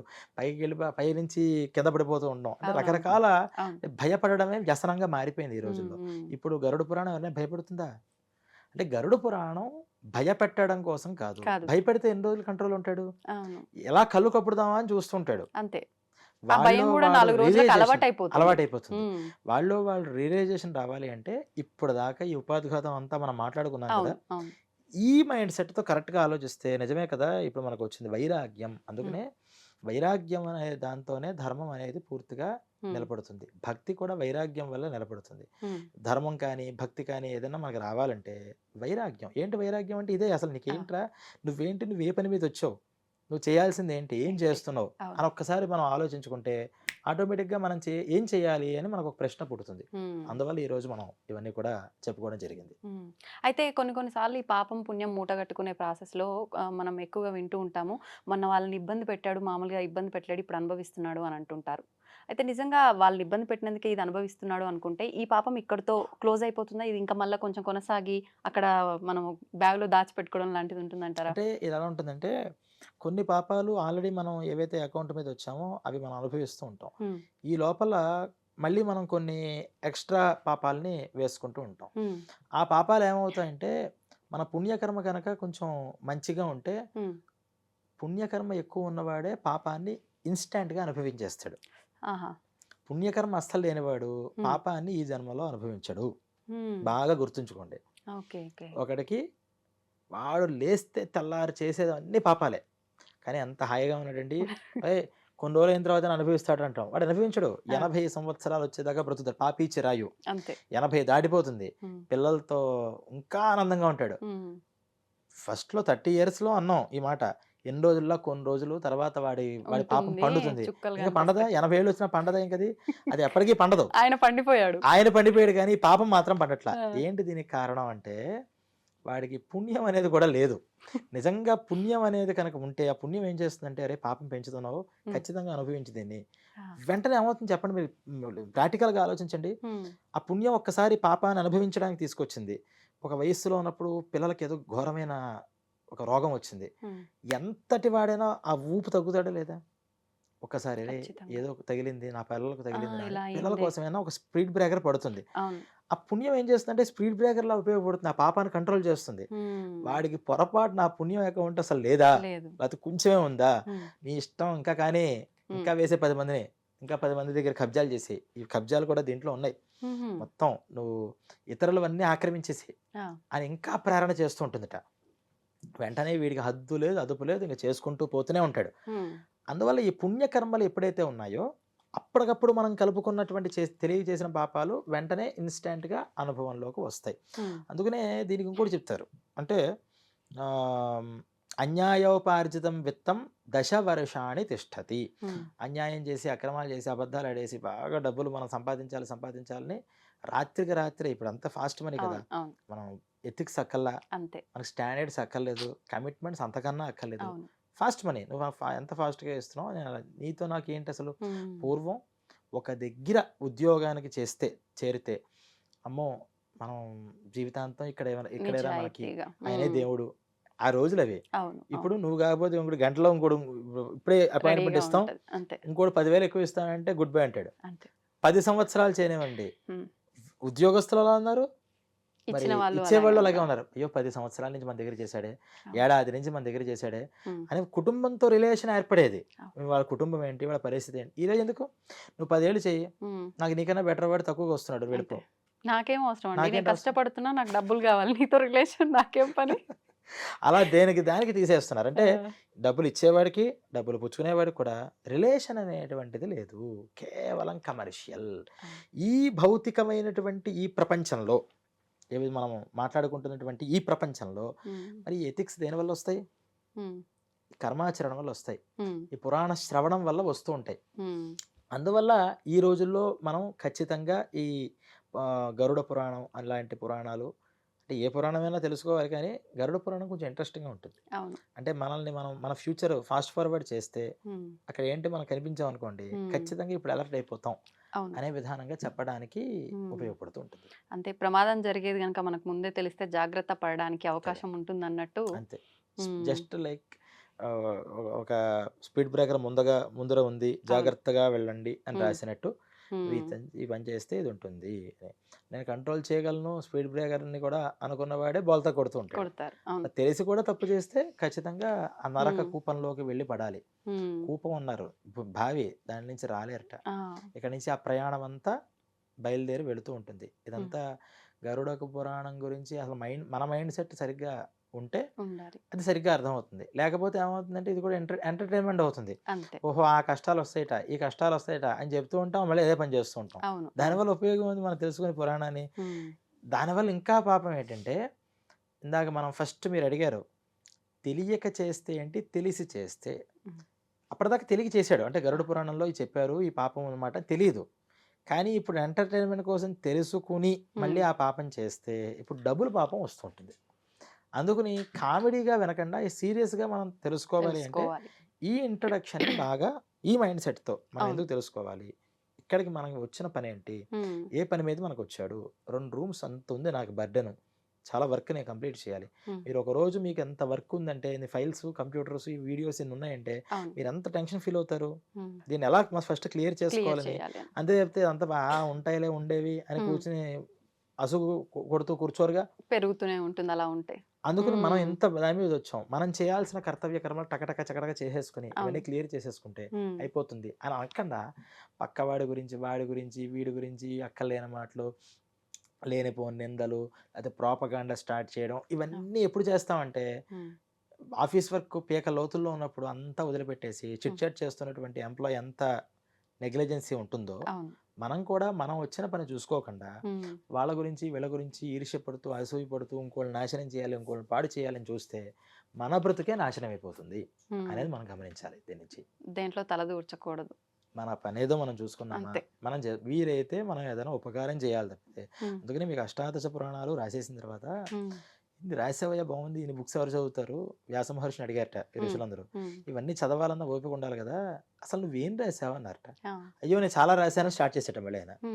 అంత నువ్వు మళ్ళీ మళ్ళీ మళ్ళీ ఇంకో ఏం రాశానో చెప్పడానికి ఇంకో పురాణం చెప్తావు, మళ్ళీ మాకు అంత ఓపిక లేదు, ఒకే ఒక్క శ్లోకంలో చెప్పు, నువ్వు ఎప్పటిదాకా ఏం చెప్పు దీనికంతే అంటే ఒకే ఒక్క శ్లోకంలో చెప్పంటే, ఒక్క శ్లోకం కూడా దేనికి, నేను హాఫ్ శ్లోకంలో చెప్తాను అన్నట్టు అని శ్లోకం స్టార్ట్ చేసేట ఆయన. శ్లోకార్థేన ప్రవక్ష్యామి యదుక్తం గ్రంథకోటిభి, నాట్ ఓన్లీ బై పురాణాస్. ఇప్పటిదాకా ఎన్ని గ్రంథాలు అయితే ఉన్నాయో, ఈ కోటాను కోట్ల గ్రంథాలు చెప్పింది ఒకటే స్టేట్మెంట్ అని ఆల్రెడీ ఒక శ్లోకం సగం చెప్పేశాడు. శ్లోకార్థేన ప్రవక్ష్యామి యదుక్తం గ్రంథకోటిభి, ఆల్రెడీ హాఫ్ శ్లోకం అయిపోయింది. నెక్స్ట్ లైన్లోనే ఉంది, పరోపకార పుణ్యాయ పాపాయ పరపీడనం. ఇదేరా బాబు అన్ని గ్రంథాలు మొత్తుకుంటుంది, నీకు పుణ్యం కావాలా ఇంకోటికి ఉపకారం చెయ్యి, పాపం కావాలా ఇంకోని హింసించు, ఇంకోని ఇబ్బంది పెట్టు. కాబట్టి నాకు పుణ్యం కావాలండి ఉపకారం చేస్తుండు, పాపం కావాలండి హింసిస్తూ ఉండు, పాపం అక్కర్లేదండి రివర్స్ చేసుకో, పుణ్యం చేస్తూ ఉండు, ఎవరిని హింసించకు.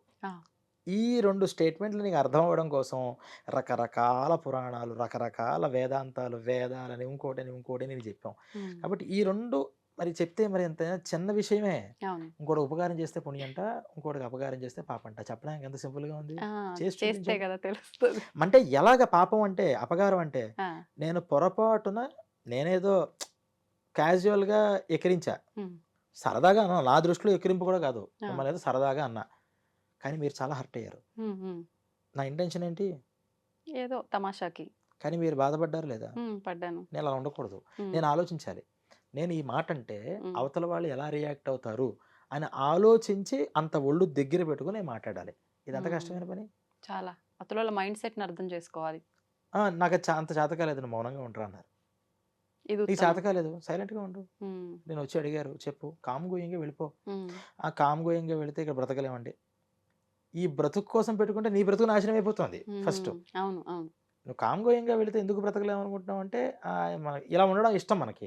ఎవరు ఎలా బాధపడినా పర్వాలా, మన యాక్షన్స్ వల్ల, మన మాటల వల్ల, మన మనోభావాల వల్ల ఎలా బాధపడినా మనకు అక్కర్లేదు, సంబంధమే లేదు. అంటే పాపాయ పరపీడనం అన్నారు కదా, పీడ అంటే ఏంటి, హర్ట్. వాడు ఏ రకంగా హర్ట్ అయినా నీకు వెంటనే పాపం వచ్చేస్తుంది. అది రాకుండా ఉండడం చాలా కష్టం. స్టేట్మెంట్ ఇచ్చేదంత సులువు కాదు. మన జీవితం అంతా ఈ పరోపకారం చేస్తూ ఇంకోళ్ళు ఎవరిని హర్ట్ చేయకుండా ఉండడానికి మనం సాధిస్తే, ఇప్పుడు మనం స్టార్ట్ చేస్తే ఖచ్చితంగా ఒక ద్విపుష్కరం అంటే 24 years పడుతుంది. మన లైఫ్ స్టైల్లో ఎవరిని హింసించకుండా వీలైనంత ఉపకారం మాత్రమే మనం చేయాలి అంటే పర్ఫెక్ట్గా 24 years ఇదే పని మీద మనం సాధన చేస్తే, సాధన అంటే ఏంటి, రోజు మనం ఏ రోజుకి ఆ రోజు ఈరోజు తప్పు చేశాను, నేను కొంచెం జాగ్రత్తగా ఉండాల్సింది అంటే ఏ రోజుకి ఆ రోజు వాడిని మలుచుకుంటూ వెళితే 24 years పడుతుంది. ఎప్పుడైతే అది పట్టిందో, అందుకనే ప్రతి సాధనకి మరి దానికి ఏంటి, అందుకనే ఎన్ని గ్రంథాలు చెప్పింది, భాగవతాలు చెప్పి, మంత్రాలు చేయి, పూజలు చేయి, ఏది చేస్తున్నా సరే, అరే మన వల్ల ఎవరికి లోక సమస్త సుఖినో భవంతు, లోకం అందరూ బాగుండాలి అని జపం చేసి కనీసం ఎంతైనా సరే నీ మనసులో పడుతుందేమో అని ఇలా చూపించారు. లేదు, నువ్వు నదీ స్నానాలు చేయి, అక్కడ చేయడం వల్ల అరే ఎన్నో పాపాలు చేశానురా, ఈ జన్మలో అనేది జాగ్రత్తగా ఉండాలి అనే జాగ్రత్త వస్తుందేమో అని అన్ని చెప్పారు. అంటే అవన్నీ మనకు ఉపయోగం అవుతూ ఉంటాయి, ఈ నదీ స్నానాలు కానీ ఇవి కానీ. ఇన్ని రకాల మార్గాలు, కోటాను కోట్ల గ్రంథ మార్గాలన్నీ చెప్తుంది ఏంటంటే ఇంకోడికి నువ్వు హర్ట్ చేయకు, చెయ్యకు. వీలైనంత వరకు నువ్వు హెల్ప్ చేయి. హ్మ్. దీన్ని సింపుల్గా చెప్పేస్తామంటే అర్థమైపోతుందండి. అసలు మరి అర్థం. మిగతా దేశాలు, మిగతా మతాలు ఇవన్నీ చెప్తున్న విషయం ఏంటంటే హ్మ్. ఇదే మాట. మీకు ఏ మతాలు చెప్పినా ఇదే చెప్తాయి. హ్మ్. కానీ హిందూ సంస్కృతి గొప్పతనం ఏంటంటే ఇది ఎన్ని రకాల మైండ్ సెట్ ఉన్న మనుషులకే ఎలా ఎలా చెప్పాలి అని అన్ని రకాల మార్గాలు చెప్పేసాయి. హ్మ్. జనరలైజ్ చేసి చెప్పాయి కొన్ని ఉమ్, గ్రంథాలు. అవును. జనరల్గా ఇలా ఉండాలి అంతే. ఆ. అది అందరికీ ఎలా ఎప్లికబుల్ అవుతుంది? కాదు. దాన్ని అందరూ అర్థం చేసుకోలేరు. చేసుకోలేదు. ఇది మన స్థాయి వరకు తీసుకొచ్చేసాయి ఈ హ్మ్. పురాణాలు, హ్మ్. ఈ ఆచారాలు, ఈ ధర్మాలు అన్నీ. హ్మ్. దాంట్లో కూడా మళ్ళీ మనం పొల్యూట్ చేసేస్తాం కదా వెంటనే. అంతే. అది ఒక గ్రంథం వచ్చిందంటే దాని వెంటనే మనం పొల్యూట్ చేసేస్తాం. ఒక హ్మ్. ఆచారం వచ్చిందంటే పొల్యూట్ చేసేస్తాం. పొల్యూషన్స్ మన వల్ల జరిగాయి కానీ హ్మ్. శాస్త్రాల వల్ల కాదు. పురాణాలు రచించినటువంటి వ్యాస మహర్షి ఏమీ పొల్యూషన్ చేయలే. అవును. దాన్ని ఆచరించిన మన పెద్దవాళ్ళు పొల్యూషన్ చేయలే. హ్మ్. మన మైండ్ సెట్ వల్ల కొన్ని కొన్ని పొల్యూషన్స్ మనుష్యులు చేసి చేసి దాన్ని తప్పుని ఎవరికి ఆపాదిస్తారు? పక్కన వాళ్ళ గ్రంథానికి మీద. ఆపాదిస్తారు. గ్రంథానికి మీ పక్కన వాళ్ళ. పురాణాలను ఇలాగే హ్మ్. చెప్పారండి, మీ గ్రంథాలను ఇలాగే చెప్పారండి. హ్మ్. పురాణం ఎప్పుడూ చెప్పదు. పొల్యూషన్ చేసింది మనం. హ్మ్. ఆ పొల్యూషన్ లేకుండా కనుక మనం కరెక్ట్గా దాన్ని చూస్తే హ్మ్. దీనికి మించినటువంటి మార్గం కొత్త మీరు ప్రపంచం మొత్తం మీద ఎంతమంది కోట్ల మంది ఉంటారో ఏ మైండ్ సెట్ వాడికి ఈ సాధన దీంట్లో ఎలా వర్కౌట్ అవుతుంది అంటే ప్రతి దానికి సమాధానం మన స్క్రిప్చర్స్లో ఉన్నాయి. హ్మ్. ఈ మైండ్ సెట్ ఉంది వీడికి కాబట్టి వీడి భక్తి మార్గంలో అయితే కనెక్ట్ అవుతాడు, హ్మ్. యోగ మార్గంలో కనెక్ట్ అవుతాడు, ధ్యానంతో కనెక్ట్ అవుతాడు, సేవ హ్మ్. వీడి సేవతో అవుతాడు, కర్మ ద్వారా అవుతాడు ఆ. అని మొత్తం అంతా కూడా ఒక జనరలైజ్ చేసేసి ఈ కేటగిరీస్ ఇవి, ఏ మనిషి అయినా సరే ఏదో కేటగిరీకి చెందుతాడు అని. హ్మ్. ఆ కేటగిరీలో కూడా మళ్ళీ మీ ఎబిలిటీస్ వేరు, నా ఎబిలిటీస్ వేరు. అవును. అవును. మీరు రోజంతా పూజలు చేయలేరు కూర్చుని. అవును. నాకు గంటలోనే పూజ కావాలి, నాకు ఫలితం కావాలంటారు. అంతే. దానికి ఎలా ఇవ్వాలి? నేను రోజంతా కూర్చుని చేస్తానండి, నేనేం చేయాలంటాను నేను. హ్మ్. ఇలా రకరకాల వాళ్ళకి మళ్ళీ దాంట్లో మరి ఎంత చెప్పండి. ఇది అవును. ఒకళ్ళు చేసిన శ్రమ పోనీ ఎవరు ఒక ఆయన నా వెనకాలే రండి అని చెప్పాడా? రాలా. కొన్ని కోట్ల మంది మహర్షులు. హ్మ్. మరి ఎంతమంది మహర్షులు కూడా ఒక అసత్యం గురించి పోరాడేవాళ్ళు ఎవరైనా ఉంటారండి? నిజంగా పోరాడారనుకోండి మరి వాళ్ళలో వాళ్ళకి ఎన్నో భేదాభిప్రాయాలు ఉంటారు. ఉండద్దా? భేదాభిప్రాయాలు లేవు, భిన్నాభిప్రాయాలు ఉన్నాయి. ఉన్నాయి. భేదాభిప్రాయం ఏ మహర్షి మధ్యలో లేదు, లేదు. భిన్నాభిప్రాయం ఉంది. ఉంది. ఒక ఆయన దీన్ని చూసి ఇదంతా లైట్ బాగుంది, స్క్వేర్ షేప్లో ఉంది అన్నాడు. ఇంకో ఆయన ఇది చూసి ఇది వైట్ కలర్లో ఉంది బాగుందన్నాడు. హ్మ్. ఇంకో ఆయన బిగ్గా పెద్దగా ఉంది బాగుందన్నాడు. హ్మ్. అంటే ముగ్గురు అభిప్రాయాలు మంచి కరెక్టే. పాజిటివ్ కానీ ఒక ఆయన అభిప్రాయం కాంతి మీద పడింది, ఒక ఆయనదేమో సైజ్ ఆకారం మీద పరిణామం పడింది, మీద. హ్మ్. పరిణామం మీద పడింది. హ్మ్. భేదాభిప్రాయం అంటే ఏంటి? నేను లైట్ అంటాను, పక్క ఆయనేమో ఫ్యాన్ అంటాడు. ఆ. అవును. ఈ భేదాభిప్రాయం అనేది మన మహర్షుల మధ్యలో లేదు. లేదు. భిన్నాభిప్రాయానికి భేదాభిప్రాయానికి తేడా తెలియక హ్మ్. మన వాళ్ళు ఏం చెప్తారంటే ఒక మహర్షి ఏమో చేయమని చెప్తాడండి, ఇంకో హ్మ్. ఆయన చేయొద్దంటాడు. మీ మహర్షులకి ముందర మీ పురాణాలు క్లారిటీ లేదు. క్లారిటీ లేదంటారు. అది అర్థం చేసుకోవడం కూడా మనకు చేతవ్వాలి. అవును. మన గ్రంథాలు ఊరికే చదివేస్తే అర్థం కావు. హ్మ్. ఈవెన్ మన గ్రంథం చదవడానికి కూడా ఒక ఎలిజిబిలిటీ అనేది ఉండాలి. హ్మ్. నిజంగా ఇదంతా వినడానికి గూడా చాలా ఇందాక నేనన్నట్టు బుర్ర పెట్టాల్సిందే. కొంచెం ఆ! కాన్సంట్రేషన్‌గా వింటేనే ఈ వినాలి. విషయాలు అర్థమవుతాయి. అవును. మనం ఊరికే సరదాగా వింటే అర్థమయ్యే విషయం కాదిది. కాదు. కానీ ప్రస్తుత పరిస్థితుల్లో ప్రతి ఒక్కరికి అవసరమైన ఒక మాటలు ఇవన్నీ కూడా నిజంగా. మీరు చెప్పే విధానం గూడా ఇప్పుడు మన పెద్దవాళ్ళు ఎలా చెప్పుకుంటూ వచ్చారో ఒక్కొక్కరి మైండ్ సెట్‌కి ఒక్కొక్కరికి అర్థమయ్యేలా మీరు చెప్పే విధానం గూడా అంతే బావుంది. నిజంగా మీరిందాకన్నట్టు అది ముందు మనం తెలుసుకోవాలి అనంటే అసలు ఏంటి అనేది ఇది తెలుసుకుంటేనే అది అర్థమవుతుంది అని. నిజంగా ఒక అవగాహన అనేది వస్తుంది ఈ వీడియో గనుక చూస్తే. సంతోషం అండి నిజంగా. నాకైతే చాలా హ్యాపీగా ఉంది. స్టార్టింగ్‌లో భయం అనిపించింది నాకు ముందు. శిక్షలు ఇది అనగానే లేదు నిజంగా తెలుసుకోవాల్సిందే అనే ఒక అవగాహన నాకొచ్చింది. చూద్దాం దీన్ని మన ప్రేక్షకులు గూడా ఎంతవరకు ఆదరిస్తారో, ఎంతవరకు తీసుకెళ్లాలనే కోరుకుందాం. ధన్యవాదాలు.